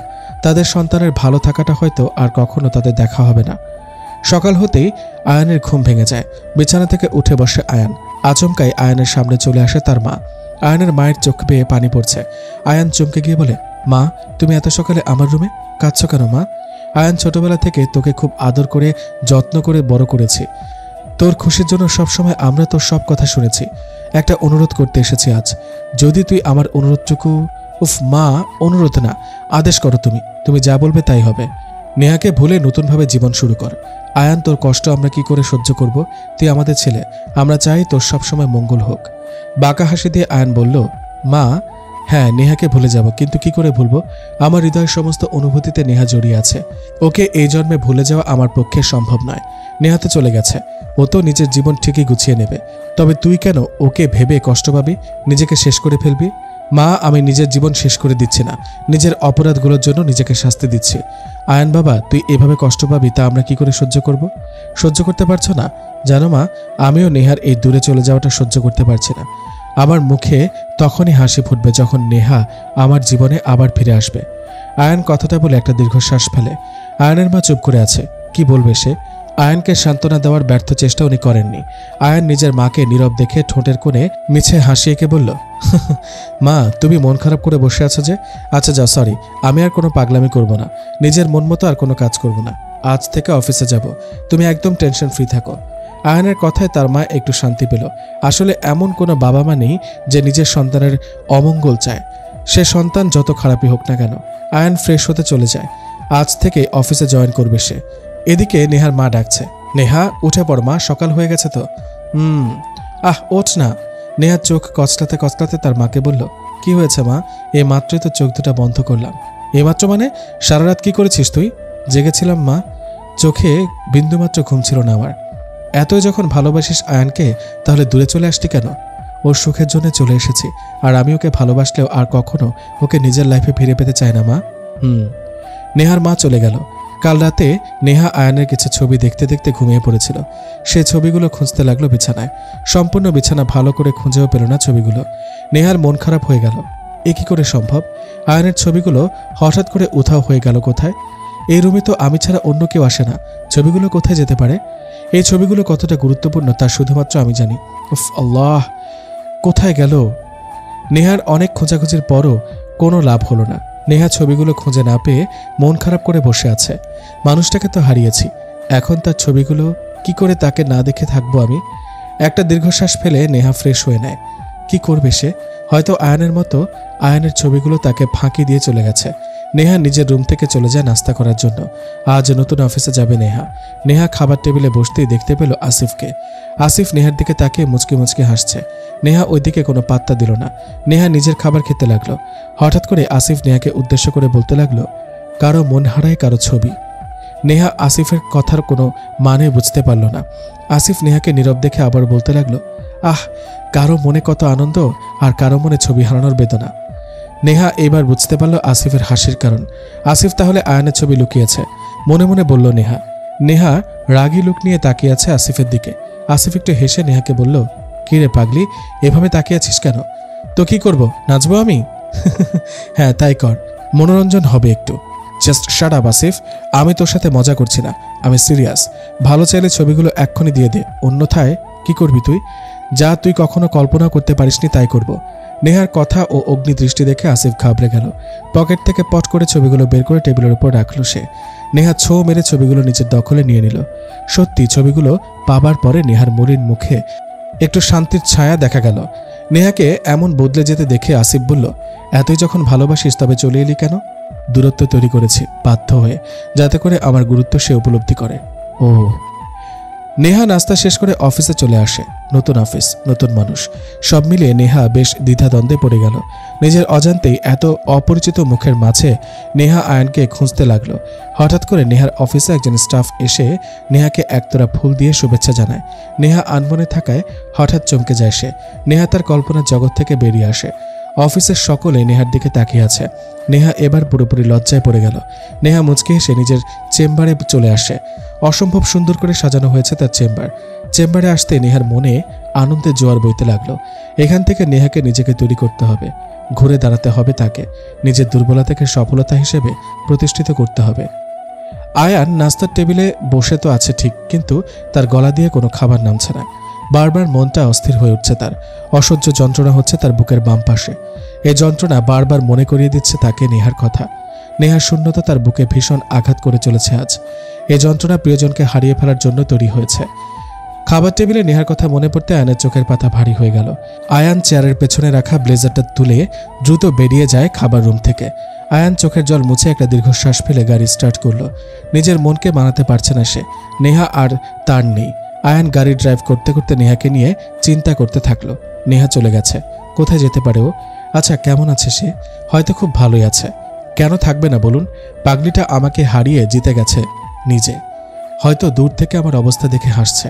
আচ্ছা ও যদি আমায় ভালোবাসে তবে কি আমার কষ্টটা একটু হলেও বুঝতো না? ও জানে না আমি ওকে ছাড়া ভালো থাকতে পারবো না। হয়তো এজন্যই আমাকে শাস্তি দিচ্ছে সে। আয়ান অফিসে আসতে সবাই নিজের চেয়ার থেকে উঠে দাঁড়ালো। আফটার অল বস বলে কথা। আয়ান মাথাটা নিচু করে ডান হাত দিয়ে ইশারা করে সবাইকে বসতে বলল। আয়ানের কাছে এই নতুন অফিস না। আয়ান নিজের চেম্বারে গিয়ে বসলো। মন খারাপ দূর করে কাজে মন দিতে হবে। আয়ান একটু ড্রিঙ্কস করে নিল। দিন দিন ড্রিঙ্কস করাটা তার অভ্যাসে পরিণত হয়েছে। আয়ান ড্রিঙ্কস করার সময় হঠাৎ করে কেউ একজন নক করল দরজায়। আয়ান দরজার দিকে তাকিয়ে একটু অবাক হয়ে যায়। নিজের চোখকে বিশ্বাস হচ্ছে না তার। একই দেখছে সে। আয়ান তার সামনে দেখতে পেল মুশফিয়াকে। মুশফিয়া হলো আয়ানের স্কুল লাইফের বন্ধু। অনেক বছর মুশফিয়ার সাথে আয়ানের কোনো প্রকার যোগাযোগ হয়নি। আয়ান হঠাৎ করে তার ছোট্টবেলার বন্ধুকে দেখতে পেয়ে একটু অবাকই হলো।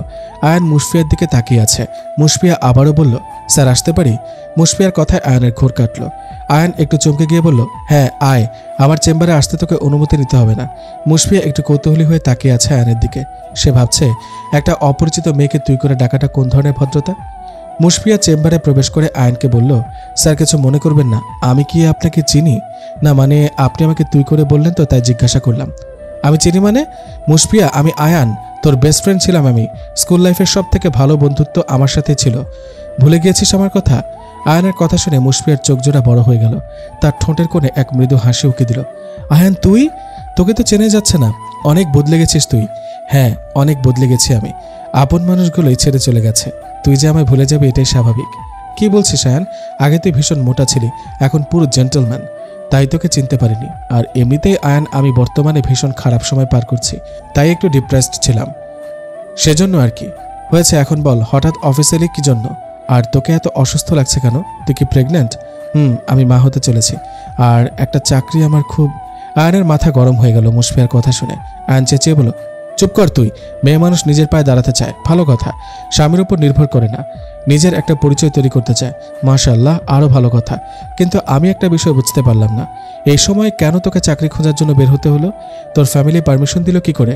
তাছাড়া তোর স্বামী বা কিছু বললো না কেন? আয়ান, 6 মাস আগে আমার হাজব্যান্ড আমায় ছেড়ে চলে গেছে না ফেরার দেশে। বাবা মা মারা গেছে আরও 2 বছর আগে। বাড়িতে খাবার মতো কিছুই নেই। বাড়িওয়ালা নোটিশ দিয়েছে বাড়ি খালি করার জন্য। কি করব আমি? কিচ্ছু মাথায় আসছে না। অনেক জায়গায় চাকরির ইন্টারভিউ দিয়েছি, সবাই চাকরি দেওয়ার বিনিময়ে অনেক বাজে। মুশফিয়াকে থামিয়ে দিল আয়ান। মুশফিয়ার কথাগুলো শুনে আয়ানের চোখের কোণে নোনা জল চলে আসে। সত্যি এই সমাজের মানুষগুলো দিন শেষে কতটা অসহায়। আয়ান চোখ মুছে মুশফিয়ার দিকে তাকালো। মেয়েটা নিজের অজান্তেই কান্না করে ফেলল। আয়ান তাকে সান্ত্বনা দেওয়ার মতো কোনো ভাষা খুঁজে পাচ্ছে না। আয়ান একটি দীর্ঘশ্বাস ফেলে বলল, আমি সত্যি দুঃখিত। আসলে আয়ান, সরি বলতে হবে না, এটা আমার ভাগ্য ছিল, আর ভাগ্যের লিখন কেউ বদলাতে পারে না। আচ্ছা, আগে লাঞ্চ করে নিই, তারপর দুজন মিলে আড্ডা দিব। লাঞ্চ করব? আসলে আমার আরেকটা ইন্টারভিউ দিতে হবে আজ। আচ্ছা আয়ান, অন্য কোনো দিন? উফ মুশফিয়া, আচ্ছা আমার অফিসে চাকরি করলে কি সমস্যা হয় তোর? না মানে তুই তো চাকরি করতে চাস, তাহলে এখানে কি সমস্যা? তুই আমাকে জব দিবি? জি ভাই দিব। কি বলে যে তোকে ধন্যবাদ লাগবে না, ট্রিট লাগবে আমার। ওকে। আয়ান মুশফিয়াকে নিয়ে ক্যান্টিনে চলে আসে। সত্যি একজন মেয়ের সব রকম যোগ্যতা থাকা সত্ত্বেও কিছু নোংরা মানসিকতার মানুষ তাদের সেই যোগ্যতা বিচার না করে অন্য কিছু চায়। এমন ঘটনা আমাদের বর্তমানে প্রায়ই ঘটে। আয়ান মুশফিয়ার সাথে লাঞ্চ করে নেয়। লাঞ্চ করার সময় আয়ান নিজের জীবনের সব গল্প তার সাথে শেয়ার করে। বিশেষ করে নেহার বিষয়ে এমন কোনো কথা নেই যা আয়ান বলেনি মুশফিয়াকে। আয়ানের সব কথা শোনার পর মুশফিয়া একটু রেগে যায়। মুশফিয়া আয়ানের দিকে অগ্নিদৃষ্টিতে তাকিয়ে বলল, আয়ান কি বলছিস তুই? নেহাকে পাবার জন্য তুই এত নিজ একটা কাজ করতে পারলি? হ্যাঁ রে, কি করতাম আমি? কয়েক কোটি বার বলেছি নেহাকে ও যেন রিহানকে বলে দেয় আমাদের সম্পর্কের কথা, কিন্তু তা না করে ও রিহানকে বিয়ে করার কথা বলেছে। আচ্ছা আমি কি খারাপ? ওকে ভালোবাসি না? অন্য মেয়েদের প্রতি আকৃষ্ট আমি ওকে ঠকিয়েছি? একদম না, আমি শুধুমাত্র ওকে চেয়েছি। বিশ্বাস কর আমায়, আমি কখনো ওর ইচ্ছার বিরুদ্ধে যাওয়ার কথা চিন্তাও করিনি। কিন্তু কি করতাম আমি? ও মুখে বলে ভালোবাসে না, অথচ ওর চোখ বলে ভালোবাসে। প্রচুর অবহেলা অপমান আমাকে বাধ্য করেছে এই পদক্ষেপ নিতে। আমি ওকে হারাতে চাই না, তাই ওর ইচ্ছার বিরুদ্ধে যাই। ওর ইচ্ছার বিরুদ্ধে গিয়ে কী লাভ হলো? সে তো তোকে একা করে চলেই গেল। তবে কেন জানি আমার বিশ্বাস নেহা আমাকে ছাড়া ভালো নেই। নেহা নিজের জেদের জন্য দূরে সরে আছে ঠিক, তবে ওর মনটা আমার কাছেই বন্দি আছে। পাগল তুই? দেখ গিয়ে সে নিজের জীবন নতুন করে সাজিয়ে নিয়েছে। যে না ম্যাম, আমি এটা বিশ্বাস করব না। আর ও যদি নিজের জীবন সাজিয়ে নিয়ে থাকে তবু আমি চাই ও ভালো থাকুক। লাঞ্চ শেষে আয়ান মুশফিয়াকে তার বাড়ি পৌঁছে দিল। প্রেগনেন্ট মেয়ে বাসে এই গরমের মধ্যে জার্নি করলে অসুস্থ হয়ে যেতে পারে। তাছাড়া জীবনে একজনের ক্ষতি করেছে আমি, আর কারো কোনো ক্ষতি না নিজে করব না হতে দিব। আর তার থেকেও বড় কথা, মুশফিয়া আমার বন্ধু, ওর ভালো থাকাটা নিয়ে আমাকে তো ভাবতেই হবে, তাই নয় কি? নেহা নিজের চেম্বারে বসে কিছু ফাইল চেক করছে। তার কাছে ভীষণ বোরিং লাগছে এই বিষয়গুলো। সে ফাইলগুলো বন্ধ করে আনমনে আয়ানের কথা কল্পনা করতে লাগলো। আয়ানের কথা মনে পড়তে নেহার মনটা খারাপ হয়ে গেল। সে ভাবতে লাগলো, আচ্ছা আয়ান তাকে না দেখতে পেয়ে কি কোনো পাগলামি করছে, নাকি আয়ান অন্য কোনো মেয়ের সাথে নিজেকে আবার মানিয়ে নিয়েছে? আয়ান কি সত্যি সত্যি আমাকে মিস করছে, নাকি আমি বোকার মতো ওর জন্য চিন্তা করছি? আয়ান তো বড্ড জেদি, ও যা চায় তা না পাওয়া পর্যন্ত ও শান্ত হয় না। আয়ান আমাকে চেয়েছে, ও চেয়েছে আমি ওর স্ত্রী হয়ে ওর সাথে সারা জীবন একসাথে থাকি, কিন্তু এখন তো আমি ওকে না জানিয়ে ওর শহর থেকে চলে এসেছি। আচ্ছা ও কি আমায় খোঁজার চেষ্টা করছে, নাকি নতুন করে নিজে ভালো থাকার জন্য অন্য কারো কাছে হৃদয়ের অনুভূতি প্রকাশ করছে? সে যা ইচ্ছা করুক, আমি তো ওকে এজন্যই ছেড়ে এসেছি, যাতে করে ও নিজের জীবন অন্য কারোর সাথে সাজাতে পারে। আনমনে ভাবছে নেহা আয়ানের কথা। হঠাৎ করে নেহার চেম্বারে চলে আসে তার বাবা। উনি এসে নেহাকে বললেন, আসতে পারি ম্যাম? আরে বাবা তুমি আসো। চোখের জল মুছে নেয় নেহা। কি করছিস মা? এই তো বাবা কিছু ফাইল চেক করছি। তুমি কখন এসেছো? এই তো এখনই এলাম। কেমন লাগছে নতুন অফিস? সবকিছু মন মতো হয়েছে তো? হ্যাঁ বাবা, সব ঠিক আছে। নেহা তার বাবার সাথে আরো অনেক সময় ধরে বিজনেসের বিষয় নিয়ে আলোচনা করল। আসলে নেহার এ বিষয়ে তেমন কোনো ধারণা নেই, তাই আর কি। রাত 8টা বেজে গেছে। আয়ানের আজকের মতো অফিসের কাজ শেষ। আয়ান চেয়ারের উপর থেকে নিজের ব্ল্যাক কালারের ব্লেজারটা হাতে ভাঁজ করে নিয়ে বেরিয়ে পড়ল অফিস থেকে। আয়ান অফিসের নিচে এসে নিজের গাড়িতে ঢুকতেই তার ফোনটা বেজে উঠল। আয়ান ফোনটা হাতে নিয়ে দেখতে পেল রোজা কল করেছে। আয়ান একটু বিরক্ত হলো রোজার কল পেয়ে। আর এমনিতেও যথেষ্ট বিরক্তির কারণ আছে। এই রোজা হলো সেই মেয়ে যে আয়ানের জন্য পাগল ছিল, কিন্তু আয়ান বারবার তাকে ফিরিয়ে দিয়েছে। রোজা যখনই বলতো আয়ান আমি তোকে ভালোবাসি, আয়ান তখনই শুধু একটা কথাই বলতো, আমার লাইফে নেহা ছাড়া আর কেউ নেই। কিন্তু রোজা তা মানত না। এতদিন পর হঠাৎ রোজা কল করলো। হ্যালো আয়ান, কেমন আছো? এই তো আছি। হঠাৎ করে কল করলি কি জন্য? আজ আমার জন্মদিন, তাই কল করলাম তোকে। Oh happy birthday to you. Thank you, but শুধু উইশ করলে হবে না তো। একটা পার্টি থ্রো করেছি আমি, আর এই পার্টিতে তোকে আসতে হবে। ওকে, বাট পার্টি কবে? আজ। মানে আজ পার্টি, আর তুই এই কথা আমায় এখন বলছিস? তোকে মেসেজ করে জানিয়েছি আগেই, কিন্তু তুই কোনো রিপ্লাই করিসনি। ও আসলে ডিস্টার্ব মাইন্ডে ছিলাম তো এতদিন, তাই। আচ্ছা আমি হোয়াটসঅ্যাপ করে দিচ্ছি অ্যাড্রেসটা। ওকে। কলটা কেটে আয়ান গাড়ি স্টার্ট করলো। রওনা দিল রোজার সেন্ড করা অ্যাড্রেস অনুযায়ী। মিনিট 10 পর আয়ানের গাড়ি পৌঁছে যায় রোজার অ্যাড্রেসে। আয়ান গাড়িটা পার্ক করে ক্লাবের ভেতরে চলে আসে। ভেতরে আসতেই আয়ানের চোখে পড়ল তার অনেক বন্ধু এখানে এসেছে। আয়ানকে পার্টি হলে দেখতে পেল রোজা। রোজা আয়ানের পেছন থেকে এসে বলল, কিরে কখন এলি? এই তো মাত্র এলাম। নেহাকে দেখতে পাচ্ছি না তো, ও কোথায়? জানি না। ঝগড়া হয়েছে তোদের? না, অভিমান করে সারা জীবনের জন্য ছেড়ে চলে গেছে। ও। আয়ান আর কিছু না বলে ওয়েটারের থেকে কয়েক গ্লাস ড্রিঙ্কস নিয়ে খেতে লাগলো। ব্যাকগ্রাউন্ডে মিউজিক চলছে। সবাই নিজের মতো এনজয় করলেও আয়ান টেবিলে এক কোণে নীরবে বসে আছে। নেহার কথা মনে করিয়ে দিল রোজা। এখন ইচ্ছে করলেও স্বাভাবিক থাকা যায় না। আয়ান ড্রিঙ্কের সাথে সাথে সিগারেট খাচ্ছে। হঠাৎ করে রোজা কোথা থেকে যেন এসে আয়ানের পাশে এসে বসলো। আয়ানের ওইদিকে বিন্দুমাত্র ভ্রুক্ষেপ নেই। আয়ান আনমনে নেহার কথা ভেবে নিজেকে কষ্ট দিচ্ছে। হৃদয়টাকে পুড়িয়ে ফেলছে নিকোটিনের বিষাক্ত ধোঁয়ায়। রোজা আয়ানকে উদ্দেশ্য করে বলল, আয়ান তুই সিগারেট খাচ্ছিস? তুই তো কখনো সিগারেট খাওয়া তো দূরে থাক, সিগারেটের গন্ধ সহ্য করতে পারতি না, তবে এখন কেন? সময়ের সাথে সাথে অভ্যাসের পরিবর্তন হয়। এতটা ভালোবাসিস নেহাকে? কতটা ভালোবাসি জানি না, তবে ওকে ছাড়া দ্বিতীয় কাউকে কল্পনা করা আমার পক্ষে সম্ভব না। ক্ষমা করে দিস আমায়। আজ আমার জন্য নেহা তোর থেকে এত দূরে চলে গেছে। আজ আমার জন্য তুই এভাবে কষ্ট পাচ্ছিস। সেদিন যদি আমি নেহাকে তোর নামে মিথ্যা না বলতাম, তবে হয়তো তোকে নেহাও কখনো অবহেলা করতো না। আমাকে তুই ক্ষমা করে দিস। আমি তোর ভালোবাসা পাওয়ার জন্য এমনটা করেছি আয়ান।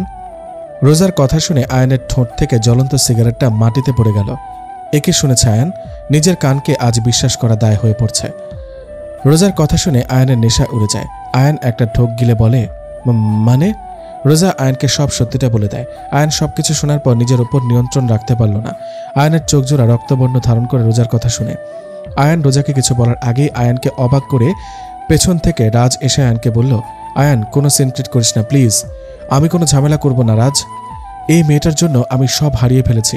আমি নিজের চরিত্রের উপর রেপিস্টের স্ট্যাম্প লাগিয়েছি। নেহার চোখে ধর্ষক হয়েছে। আমার নেহাকে আমি কষ্ট দিয়েছি এই মেয়েটার জন্য, আর আমি ওকে কিচ্ছু বলবো না?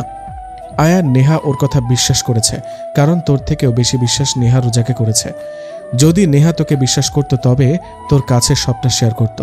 নিজের জায়গায় দাঁড়িয়ে অন্যের পরিস্থিতি যাচাই করা যায় না রাজ। আয়ানের চোখ বেয়ে পানি গড়িয়ে পড়ছে। একটা মিথ্যা আয়ানের থেকে তার প্রিয়জনকে ছিনিয়ে নিয়েছে। কথাটা ভাবতেই আয়ানের বুকটা দুমড়ে মুচড়ে উঠল। রোজা আয়ানের সামনে হাঁটু গেড়ে বসে 2 হাত জোর করে বলতে লাগলো, আয়ান, আমি যা করেছি তা ক্ষমা হয় না, তবুও বলছি আমায় ক্ষমা করে দাও তুমি। আয়ান নিজের রাগকে কন্ট্রোল করতে না পেরে হনহন করে চলে গেল পার্টি হল থেকে। আয়ান গাড়ি ড্রাইভ করতে করতে রাজের কথাগুলো কল্পনা করতে লাগলো। সত্যি তো, নেহা আমায় সবটা বলে দিতে পারত, তবে ও বলেনি। নীরবে সবকিছু সহ্য করেছে ও। আচ্ছা, আমি কি এতই খারাপ যে আমার সাথে সব কথা শেয়ার করা যেত না? আয়ান ড্রাইভ করতে থাকলো। বাড়ির সামনে এসে আয়ান গাড়ি পার্ক করে নিজের রুমে চলে এলো। ব্লেজারটা সোফার উপরে ফেলে ব্যালকনিতে দাঁড়িয়ে ড্রিঙ্ক করছে সে। আয়ানের চোখজোড়া থেকে বেরিয়ে আসছে হৃদয় ভাঙা অশ্রু। আয়ান আকাশপানে তাকিয়ে চিৎকার করে বলতে লাগলো, ঠকিয়েছিস নেহা, আমাকে তুই বাজেভাবে হারিয়ে দিলি। যে অপরাধ আমি করিনি তুই আমায় সেই অপরাধের শাস্তি দিলি। কি দোষ ছিল আমার? আমায় বলতে পারতিস তো তুই। কিছু না বলে দিনের পর দিন আমাকে পাগলের মতো অবহেলা করে গেলি। আমাকে মানুষ থেকে একটা পাথরের মূর্তি বানিয়ে দিলি। আমার জীবনটাকে এলোমেলো করে দিলি। আমার সব অভিযোগে তুই। অফিস থেকে বাসায় ফেরার পর নেহা খাবার টেবিলে বসে আছে। রাতে ডিনার করে একটু বিশ্রাম নেবে সে। আজ দুপুরের পর থেকে নেহার শরীরটা খুব একটা ভালো না, মাথাটা ঝিমঝিম করছে। নেহা নিজে খাবার নিয়ে খেতে লাগলো। হঠাৎ করে নেহার প্রচণ্ড বমি বমি ভাব হতে লাগলো। নেহা খাবার টেবিল থেকে উঠে দৌড়ে চলে যায় বেসিংয়ের দিকে। পেট চেপে ধরে বমি করতে লাগলো নেহা। মিস্টার সিয়াম সাহেব বিষয়টা লক্ষ্য করলেন এবং তার স্ত্রী মানে নেহার মাকে নেহার কাছে পাঠালেন। নেহা এখনও বমি করছে। নেহার চোখ মুখ ফ্যাকাশে দেখাচ্ছে। নেহাকে উদ্দেশ্য করে তার মা বলল, তুই ঠিক আছিস তো নেহা? হ্যাঁ মা, আমি ঠিক আছি, কিন্তু কেন জানি প্রচুর পরিমাণে উইক লাগছে আমার। বলিস কি? নেহা, আমার মনে ভয় হচ্ছে। তুই আবার? থামো মা, তুমি যা ভাবছো তা নাও হতে পারে। নেহা ফ্রেশ হয়ে নিল। নিজে নেহা রুমে ফিরে এসে ভাবতে লাগলো, মায়ের ভাবনা যদি সত্যি হয় তাহলে কি হবে? এই সমাজ আমাকে নিয়ে বাজে কথা বলবে। বলুক, তাতে আমার কি? নেহা একটা দীর্ঘশ্বাস ফেলে চিন্তা করতে লাগলো আয়ানের কথা। কিছু সময় পর নেহা একটা প্রেগন্যান্সি টেস্ট কিট নিয়ে পরীক্ষা করে নিতে চায় সত্যি কি সে প্রেগনেন্ট কিনা। নেহা প্রেগন্যান্সি টেস্ট করতে ভীষণ অবাক হয়ে যায়। নেহা সত্যি প্রেগনেন্ট। নেহার গর্ভে আয়ানের সন্তান। একজন নারীর কাছে এই খবরটা সুখের হলেও নেহার বুঝতে পারছে না যে তার এখন কি করা উচিত। এই খবর শুনে সে খুশি হবে নাকি সে কষ্ট পাবে? একজন মেয়ে যার স্বামী নেই অথচ তার গর্ভে এক শিশু বড় হচ্ছে, এটা আমাদের সমাজের জন্য জঘন্য একটা বিষয়। নেহার প্রেগন্যান্সি রিপোর্টটা তার পরিবার জানতে পারে। নেহার মা এই খবর শুনে ভীষণ রকম রেগে যায়। নেহার মা নেহাকে বলল, নেহা, এই রিপোর্ট কি সত্যি? হ্যাঁ সত্যি। তুই কি নিজের মান সম্মানের কথা একটাবারও চিন্তা করবি না? তোর সম্মান না থাকলেও আমাদের যথেষ্ট সম্মান আছে। কি বলতে চাও তুমি? সোজা সাপটা বলতে পারো। এই অবৈধ বাচ্চাটাকে নষ্ট করে ফেল। আর এই সমাজে কোনো মূল্য নেই তার। তার এই দুনিয়ার আলো দেখার কোনো অধিকার নেই। কথাটা নেহার কানে আসতেই তার চোখ বেয়ে জল গড়িয়ে পড়ছে। একজন মায়ের কাছে এই কথাটা শোনা সত্যি কষ্টকর। একজন মা কখনো তার সন্তানকে হারাতে চায় না। নেহা চোখের জল মুছে তাচ্ছিল্যকর হাসি দিয়ে তার মাকে বলল, নষ্ট করে ফেলবো মা? আচ্ছা, ওর কি অপরাধ সেটা বলো আমায়। অপরাধ করলে আমি করেছি, আয়ান করেছে, কিন্তু এই বাচ্চাটা তো কোনো অপরাধ করেনি। তবে কেন আমি ওকে পৃথিবীর আলো দেখতে দিব না? কেন আমি এই বাচ্চাটাকে নিজ হাতে হত্যা করব? ওই সৃষ্টিকর্তাকে আমার এই পাপকে ক্ষমা করবেন কখনো? না মা, আমি এই পাপ করতে পারবো না। আমি এই সন্তানকে নিয়ে বাঁচতে চাই, এই সন্তানের মা হয়ে বাকিটা জীবন। নেহাকে থামিয়ে দিল তার মা। উনি বললেন, কোন পরিচয় তুই তোর সন্তানকে বড় করবি? এই সন্তানের বাবার পরিচয় এই সমাজের কাছে প্রকাশ করতে পারবি তুই? কেন পারবো না মা? ওর পরিচয় আমার পরিচয়। ও আমার সন্তান। 10 মাস আমি ওকে গর্ভে ধারণ করেছি। প্রসবের যন্ত্রণা আমি সহ্য করেছি। ও আমার সন্তান, আর কোনো পরিচয় ওর প্রয়োজন নেই। নেহা, বাস্তবতা এতটা সহজ না, অতটা কঠিনও না মা। আর কি বলবো তোকে? যা ভালো বুঝিস তুই তাই কর। হ্যাঁ, জীবনটা আমার, আর এই জীবনের লড়াইটাও আমার একার। নেহার ওপর অভিমান করে তার মা চলে গেল। নেহা চোখের জল মুছে ফেলল। একজন নারী তার এই সময়ে তার প্রিয়জনকে কাছে চায়। তার মা হয়ে ওঠার খবরটা তার স্বামীকে সবার প্রথমে বলতে চায়, তার প্রিয়জনের সাথে শেয়ার করতে চায় এই বিষয়টা। কিন্তু কিছু অপ্রত্যাশিত সত্যের কারণে আজ নেহা তা করতে পারছে না। নেহা প্রকাশ করতে পারছে না তার হৃদয়ে জমে থাকা সে সুন্দরতম অনুভূতি। আনমনে নেহা আয়ানের সাথে কাটানো বিশেষ মুহূর্তের কথাগুলো মনে করতে লাগলো। গল্পটা একটু ভিন্ন হতে পারত যদি আয়ান তাকে ছেড়ে অন্য কোথাও না যেত। এদিকে আয়ান অতিরিক্ত নেশা করে পড়ে আছে নিজের রুমে। চোখজোড়া লাল। বারবার নেহার কথা মনে পড়ছে তার। নেহা কেন আমায় বুঝতে পারল না? পুরো রাত জুড়ে আয়ানের হৃদয়ে চলতে থাকলো এই অসহ্য রক্তক্ষরণ। প্রিয় মানুষের দেয়া আঘাতগুলো সত্যিই সহ্য করার মতো না। আর তা যদি হয় কোনো অপরাধ না করে, তবে সেই আঘাতের সীমা থাকে না। ভোরের আলো ফুটেছে। আয়ানের চোখের ওপর পড়ছে সূর্যের প্রথম কিরণ। আলো পড়তেই আয়ানের চোখ মুখ কুচিয়ে গেল। আয়ান নিজের মুখটা আড়াল করে আবারও ঘুমিয়ে পড়ল। ঘণ্টাখানেক পর আয়ানের ঘুম ভেঙে যায় ফোনের রিংটোনের আওয়াজে। আয়ান ঘুম ঘুম চোখে ফোনের স্ক্রিনে তাকালো। একটা অপরিচিত নাম্বার থেকে কল এসেছে। আয়ান ফোনটা পিক করল না, কারণ সবসময় এইসব কল আয়ান এড়িয়ে চলে। ফোনটা বিছানায় ফেলে আয়ান উঠে ফ্রেশ হতে চলে যায়। ফ্রেশ হয়ে এসে আয়ান আবারও দেখতে পেল সেই একই নাম্বার থেকে আবারও কল এসেছে। আয়ান একটু অবাক হয়ে গেল। কে হতে পারে? নেহা নয় তো? নিজের মনের মধ্যে ভাবল আয়ান। আয়ান কলটা তাড়াতাড়ি পিক করল। হ্যালো, আপনি কি আয়ান চৌধুরী বলছেন? জি, আমি আয়ান চৌধুরী বলছি। আপনাকে এখনই সিটি হসপিটালে আসতে হবে। কিন্তু কেন? আসলেই বুঝতে পারবেন। কলটা কাট হয়ে গেল। আয়ান ফোনটা রেখে ভাবতে লাগলো, হসপিটালে কে অ্যাডমিট হলো আর আমার নাম্বারে কেন কল আসলো? আয়ান রেডি হয়ে গাড়ি নিয়ে বেরিয়ে পড়ল হসপিটালের উদ্দেশ্যে। আয়ানের মনে অশান্তি সৃষ্টি হয়েছে। আয়ান ভীষণ দ্রুত পৌঁছে যায় হসপিটালে। হসপিটালে গিয়ে রিসেপশনে আয়ান জিজ্ঞাসা করল, এই নাম্বার থেকে সকালে আমাকে কল করা হয়েছে। আপনি কি আমায় বলতে পারবেন নাম্বারটা কি এখানকার কিনা? ইয়েস স্যার, আমি দেখছি। রিসেপশন থেকে জানানো হলো এটা তাদের নাম্বার, আর তারাই আমাকে কল করেছে। গতকাল রাতে একজন পেশেন্ট তাদের এখানে অ্যাডমিট হয়েছে, আর তার ফোন থেকেই আমার নাম্বারটা তারা পায় আর কল করে। আমাকে ওয়ার্ড বয় দেখিয়ে দিল পেশেন্টের কেবিনটা। আমি ভীষণ কৌতূহল নিয়ে তার পেছন পেছন যাই। কেবিনে ঢুকতে আমি চমকে গেলাম। আমি দেখতে পেলাম কেবিনে শুয়ে আছে মুশফিয়া। আমি একটু অবাক হলাম। কেবিনে ঢুকে মুশফিয়ার কাছে যেতেই মুশফিয়া আমায় দেখতে পেল। সঙ্গে সঙ্গে কান্না করে ফেলল মেয়েটা। এই পাগলি, কাঁদছিস কেন? আরে বোকা মেয়ে, কিচ্ছু হবে না। ভয় পাচ্ছিস কেন? আয়ান তোর পাশে আছে, সো ভয় পাওয়ার কোনো কারণ নেই। ওকে? আয়ান সরি, আসলে আমার তো কেউ আপন নেই, তাই তোকে বিরক্ত করলাম। মুশফিয়া, এটা কেমন কথা বলছিস তুই? আচ্ছা, আমি তোর বন্ধু কিনা বলতো? তোর এই সময় পাশে আমি ছাড়া আর কে দাঁড়াবে? একদম ভয় পাবি না, মনে সাহস রাখ, সব ঠিক হয়ে যাবে।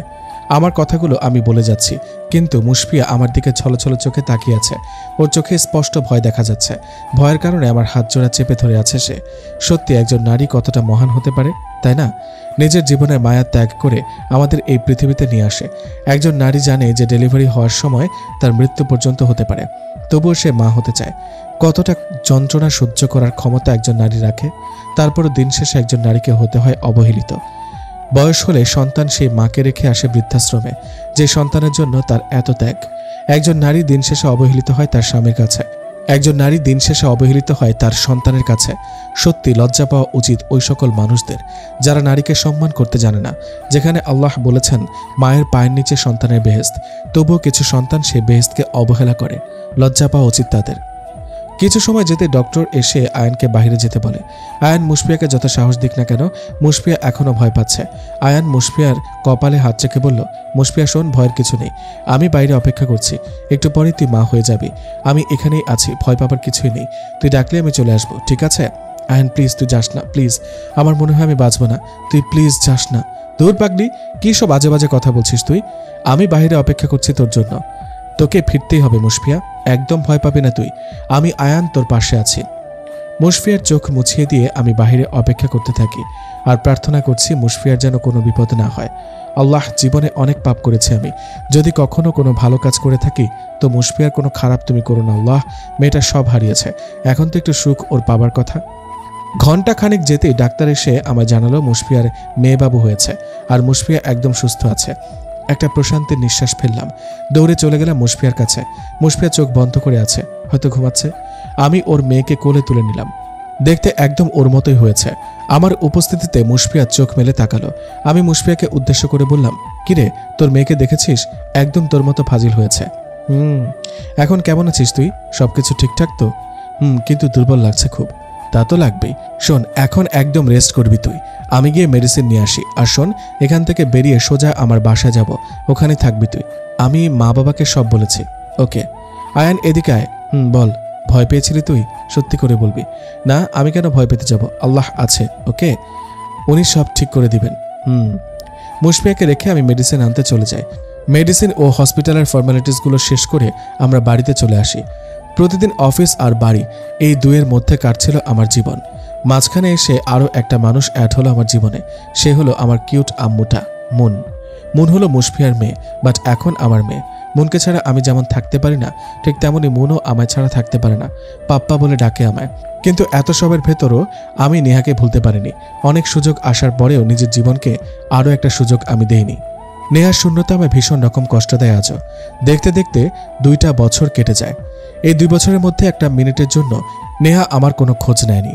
2 বছর একটা মানুষের সাথে কথা না হবার পরেও হৃদয়টা জুড়ে তার বসবাস। অনেকে বলে দূরত্বের জন্য নাকি সম্পর্ক শেষ হয়ে যায়। তাদের কাছে আমার প্রশ্ন, সত্যিকারের ভালোবাসা কি দূরত্বে সীমাবদ্ধ? 2 বছর পর। পাপ্পা, আমরা কোথায় যাচ্ছি? আমরা আমেরিকা যাচ্ছি আম্মু। পাপ্পা, ওখানে আমরা সবসময়ের জন্য থাকবো? কেন আম্মু, এখানে থাকলে তোমার কোনো প্রবলেম আছে? না, কিন্তু ওখানে আমি একা থাকবো কি করে? আফিফকে সাথে আনলে থাকতে পারতাম। কি? দেখো মুশফিয়া, তোর মেয়ে এই বয়সেই পেকে গেছে। এইসব তোর আদরের জন্য হয়েছে। ওকে শাসন করলে এত ফাজিল হতো না। আচ্ছা আম্মু, তুমি ভিডিও গেম খেলো, আমি একটু কাজ করি, কেমন? ঠিক আছে পাপ্পা। আয়ান অফিস মিটিংয়ের সকল ডকুমেন্ট চেক করছে। আয়ানের লাইফের সব থেকে বেশি ইম্পর্টেন্ট মিটিং, কোনো মূল্যেই ভুল করা যাবে না। আয়ান ফাইলগুলো দেখছে, এমন সময় মুশফিয়া বলল, আয়ান, আমি অনেকবার চেক করেছি। হ্যাঁ তো? আমি যখন চেক করেছি তখন আবারও চেক করতে হবে কেন? কারণ আমি চাই না একটা ছোট্ট ভুলেও আমি হেরে যাই। আচ্ছা আয়ান, মানুষ কি সবসময় জিততে পারে? কখনো কি হারতে পারে না? হারে তো। আমি ভালোবাসায় হেরে গেছি, আর কখনো চাই না হারতে। লাইফের সব স্টেজে আমি জিতে এসেছি, আর যেখানে হেরে যাওয়ার ভয় থাকে ওখান থেকে দূরে থাকি আমি। নির্দিষ্ট সময় শেষে আমরা আমেরিকায় পৌঁছে যাই। এয়ারপোর্ট থেকে চলে আসি হোটেলে। কাল সকালে মিটিং, অনেক বড় বড় কোম্পানির বসরা আসবে, ওদের মধ্যে আমি থাকবো। একটু নার্ভাস লাগছে আমার। সকাল হতে ফ্রেশ হয়ে নিলাম। রাতে একটুও ঘুমাতে পারিনি। আসলে এই হলো আমার সমস্যা, বিছানা পরিবর্তন হলে ঘুম আসে না আমার। উফ, আল্লাহ জানে মুশফিয়া কি করেছে। আয়ান নিজের রুম থেকে বেরিয়ে মুশফিয়ার রুমের সামনে গিয়ে নক করে। অনেক সময় অপেক্ষা করার পরও দরজা খুলছে না কেউ। আয়ান মুশফিয়ার নাম্বারে কল করতেই, হ্যালো, ঘুমাচ্ছিস তুই? আরে না, কাল রাতে। চুপ, 2 মিনিট পর আমি বেরিয়ে যাব। যদি যাওয়ার হয় তাহলে তোর হাতে 2 মিনিট আছে। আয়ান লাইনটা কেটে দিল। এই মুশফিয়ার বিন্দুমাত্র রেসপন্সিবিলিটি নেই। মানে এত বড় একটা ইভেন্ট, সেখানে লেট। আমি বাবা কারোর জন্য শিডিউল লস করব না, চলে যাব আমি। 10 মিনিট পর মুশফিয়া নিচে এলো। আয়ান রাগ করলেও কিছু বলল না। আয়ান মুনকে নিজের পাশের সিটে বসে গাড়ি স্টার্ট করলো। মিনিট খানেক পর আয়ান পৌঁছে যায় অফিসে। আজ এই অফিসে মিটিং। আয়ান মুশফিয়া ও মুনকে নামিয়ে দিল অফিসের সামনে। পার্কিং এরিয়ায় গাড়ি পার্ক করে আয়ান অফিসে ঢুকলো। মুশফিয়া ও মুন আয়ানের পাশে। আয়ান সোজা বোর্ড মিটিং হলে চলে আসে। এখনও মিটিং স্টার্ট হয়নি। মুশফিয়া আয়ানের দিকে রাগে লুক নিয়ে তাকিয়ে আছে। আয়ান হলের পাশে একটা টুলে মুনকে কোলে নিয়ে বসে পড়ল। মুশফিয়া চিৎকার করে বলল, ওই এখন বসে আছিস কেন? শুরু কর মিটিং। যত সব। আরে রেগে যাচ্ছিস কেন? আমি সত্যি লেট করা পছন্দ করি না, তাই আর কি। তোর এই পছন্দ অপছন্দের জন্য আমি সকালে নাস্তা করতে পারলাম না। থাক, কাঁদিস না, মিটিং শেষ করে তোকে। আয়ানের কথা শেষ করার আগেই একটা পিচ্ছি ছেলে তার সামনে দিয়ে দৌড়ে চলে গেল। আয়ানের থেকে একটু এগোতেই হোঁচট খেয়ে পড়ে যায় ছেলেটা। আয়ান বসা থেকে আচমকে উঠে দাঁড়ালো। দৌড়ে ছেলেটাকে ফ্লোর থেকে কোলে তুলে নিল সে। পিচ্ছি ছেলেটা কান্না করছে। আয়ান তাকে কিস করে বলতে লাগলো, কাঁদে না বাবা, এই নাও তোমার জন্য চকলেট কিনে এনেছি, প্লিজ কান্না করবে না। আয়ানের কোলে ছেলেটা আসতেই চুপ হয়ে গেল। আয়ানের মনের মধ্যে এক অদ্ভুত আনন্দ হতে লাগলো, যেমনটা হয় নিজের মানুষগুলোকে বুকে নিলে। আয়ান বাচ্চাটাকে কোলে তুলে আদর করছে। ঠিক এমন সময় আয়ানের পেছন থেকে একজন মেয়ে বলল, নিয়ান বাবা। আয়ান মেয়েটার কণ্ঠ শুনে অবাক হয়ে গেল। পেছন ফিরতে আয়ান চমকে গেল। পাথরের মতো থ হয়ে দাঁড়িয়ে আছে আয়ান। এ কাকে দেখছে সে? নেহা এখানে? আয়ানের কোলে নেহা তার সন্তানকে দেখে অবাক হয়ে যায়। তার থেকেও বেশি অবাক হয় আয়ানকে দেখে। দুজন দুজনের চোখের দিকে তাকিয়ে আছে। নিজের অজান্তে নেহার চোখ বেয়ে নোনা জল গড়িয়ে পড়ছে। এত বছর পর প্রিয় মানুষের দেখা পাওয়া অসম্ভব ছিল। ভালোবাসার মানুষকে দেখে নেহা নিজেকে সামলাতে পারেনি। আয়ানের চোখ জোড়া লাল হয়ে গেছে। একটু পরেই হয়তো বৃষ্টি ছুটবে। আয়ান নিয়ানকে কোল থেকে নামিয়ে বলল, তুমি? নেহা চুপ করে কান্না করছে। কথায় আছে না, যখন মুখের ভাষা হারিয়ে যায় তখন চোখের জল কথা বলে। ঠিক তেমনটাই হয়েছে নেহার সাথে। আয়ান নেহার দিকে 2 পা এগোতেই নেহা দৌড়ে এসে জড়িয়ে ধরে তাকে। প্রচুর পরিমাণে কান্না করছে নেহা। আজ তার চোখের জল বাঁধ মানছে না। আয়ানের চোখ পেয়ে জল পড়ছে। অফিসের সকলে তাকিয়ে আছে তাদের দিকে। কেউই বুঝতে পারছে না আসল ঘটনা কি। কিছু সময় পরে আয়ান নেহার বাহু চেপে ধরে চিৎকার করে বলতে লাগলো, কাঁদছো কেন? এটাই তো চেয়েছিলে তুমি, আমায় কষ্ট দিতে। নেহা, একটাবার আমায় বিশ্বাস করতে পারলে না তুমি? সব কথা আমায় বলতে পারতে, কিন্তু না, তুমি রোজার কথা বিশ্বাস করে আমায় অবহেলা করতে শুরু করো। তোমার অবহেলা আমাকে কতটা কষ্ট দিয়েছে তা কখনোই প্রকাশ করা যাবে না। তুমি রিয়ানকে বিয়ে করতে চেয়েছ, সহ্য করতে পারেনি। ওর থেকে তোমাকে আলাদা করার জন্য তোমার ইচ্ছার বিরুদ্ধে যাই। কি লাভ হলো? সেই তো নিষ্ঠুরের মতো চলে গেলে আমায় ছেড়ে। নতুন করে জীবন সাজিয়ে নিয়েছ তুমি, কিন্তু আমি পারিনি নতুন করে বাঁচতে। নতুন করে জীবন সাজিয়ে নিয়েছে মানে? আয়ান, আমি নতুন করে নিজেকে কোনো সুযোগ দেইনি। নিয়ান আমাদের সন্তান। নিয়ানকে পৃথিবীর আলো দেখতে কতটা কষ্ট সহ্য করতে হয়েছে জানো তুমি? আমি সবার বিরুদ্ধে গিয়েছি। এই বছরগুলোর এমন কোনো দিন ছিল না যেদিন আমি তোমার কথা মনে করিনি। আর দ্বিতীয়বার কাউকে সুযোগ দিতে আমি রাজি নই। কেন দিতে রাজি না তুমি? আমি ভুল করেছি, তাই বলে কি তুমি আমাকে ছেড়ে চলে যাবে? একটা সুযোগ কি আমায় দেওয়া উচিত নয়? একটাবার ক্ষমা করে দিতে কি পারো না তুমি? আমার একটা সম্মান আছে আয়ান, তুমি আমার সম্মান নিয়ে খেলেছো, ছোট করেছো আমায় এই সমাজের কাছে। আমি তো চাইনি তোমায় ছোট করতে, বরং তুমি আমায় বাধ্য করেছো। কি করতাম আমি? তোমার এই ভুল বোঝাবুঝির জন্য অন্যের হয়ে যেতে দিতাম? পারতে তুমি রিয়ানের সাথে সুখে থাকতে। এটা তুমিও জানো আর আমিও জানি। নেহা চুপ করে আছে। আয়ান নিয়ানকে কোলে তুলে নিয়ে নেহাকে বলতে লাগলো, চলো সব ভুলে নতুন করে শুরু করি। আমার কথা বাদ দাও, নিয়ানের কথা চিন্তা করো। প্লিজ একটু ক্ষমা করে দাও আমায়, একটা সুযোগ দাও। যদি না দাও তো আমি ওই কাজটাই আবার করব যা সবসময় আমি করি। মানে কি করবে? বেশি কিছু না, এইবার জোর করে বিয়ে করব তোমায়, আর শেকল দিয়ে বেঁধে রাখবো নিজের সাথে, আর হারিয়ে যেতে দেব না তোমায়। এই বছরগুলো কতটা কষ্ট পেয়েছি আমি, প্রতিটা মুহূর্তের কষ্টগুলো, আমার করা অপরাধগুলো শাস্তি আমায় দিয়ে দিয়েছে। আর কষ্ট পেতে চাই না আমি। নেহা আর আয়ানের কথার মাঝে মুশফিয়া চলে আসে। মুশফিয়া নেহাকে বলল, দেখো নেহা, আর কোনো কষ্ট আয়ানকে দিও না।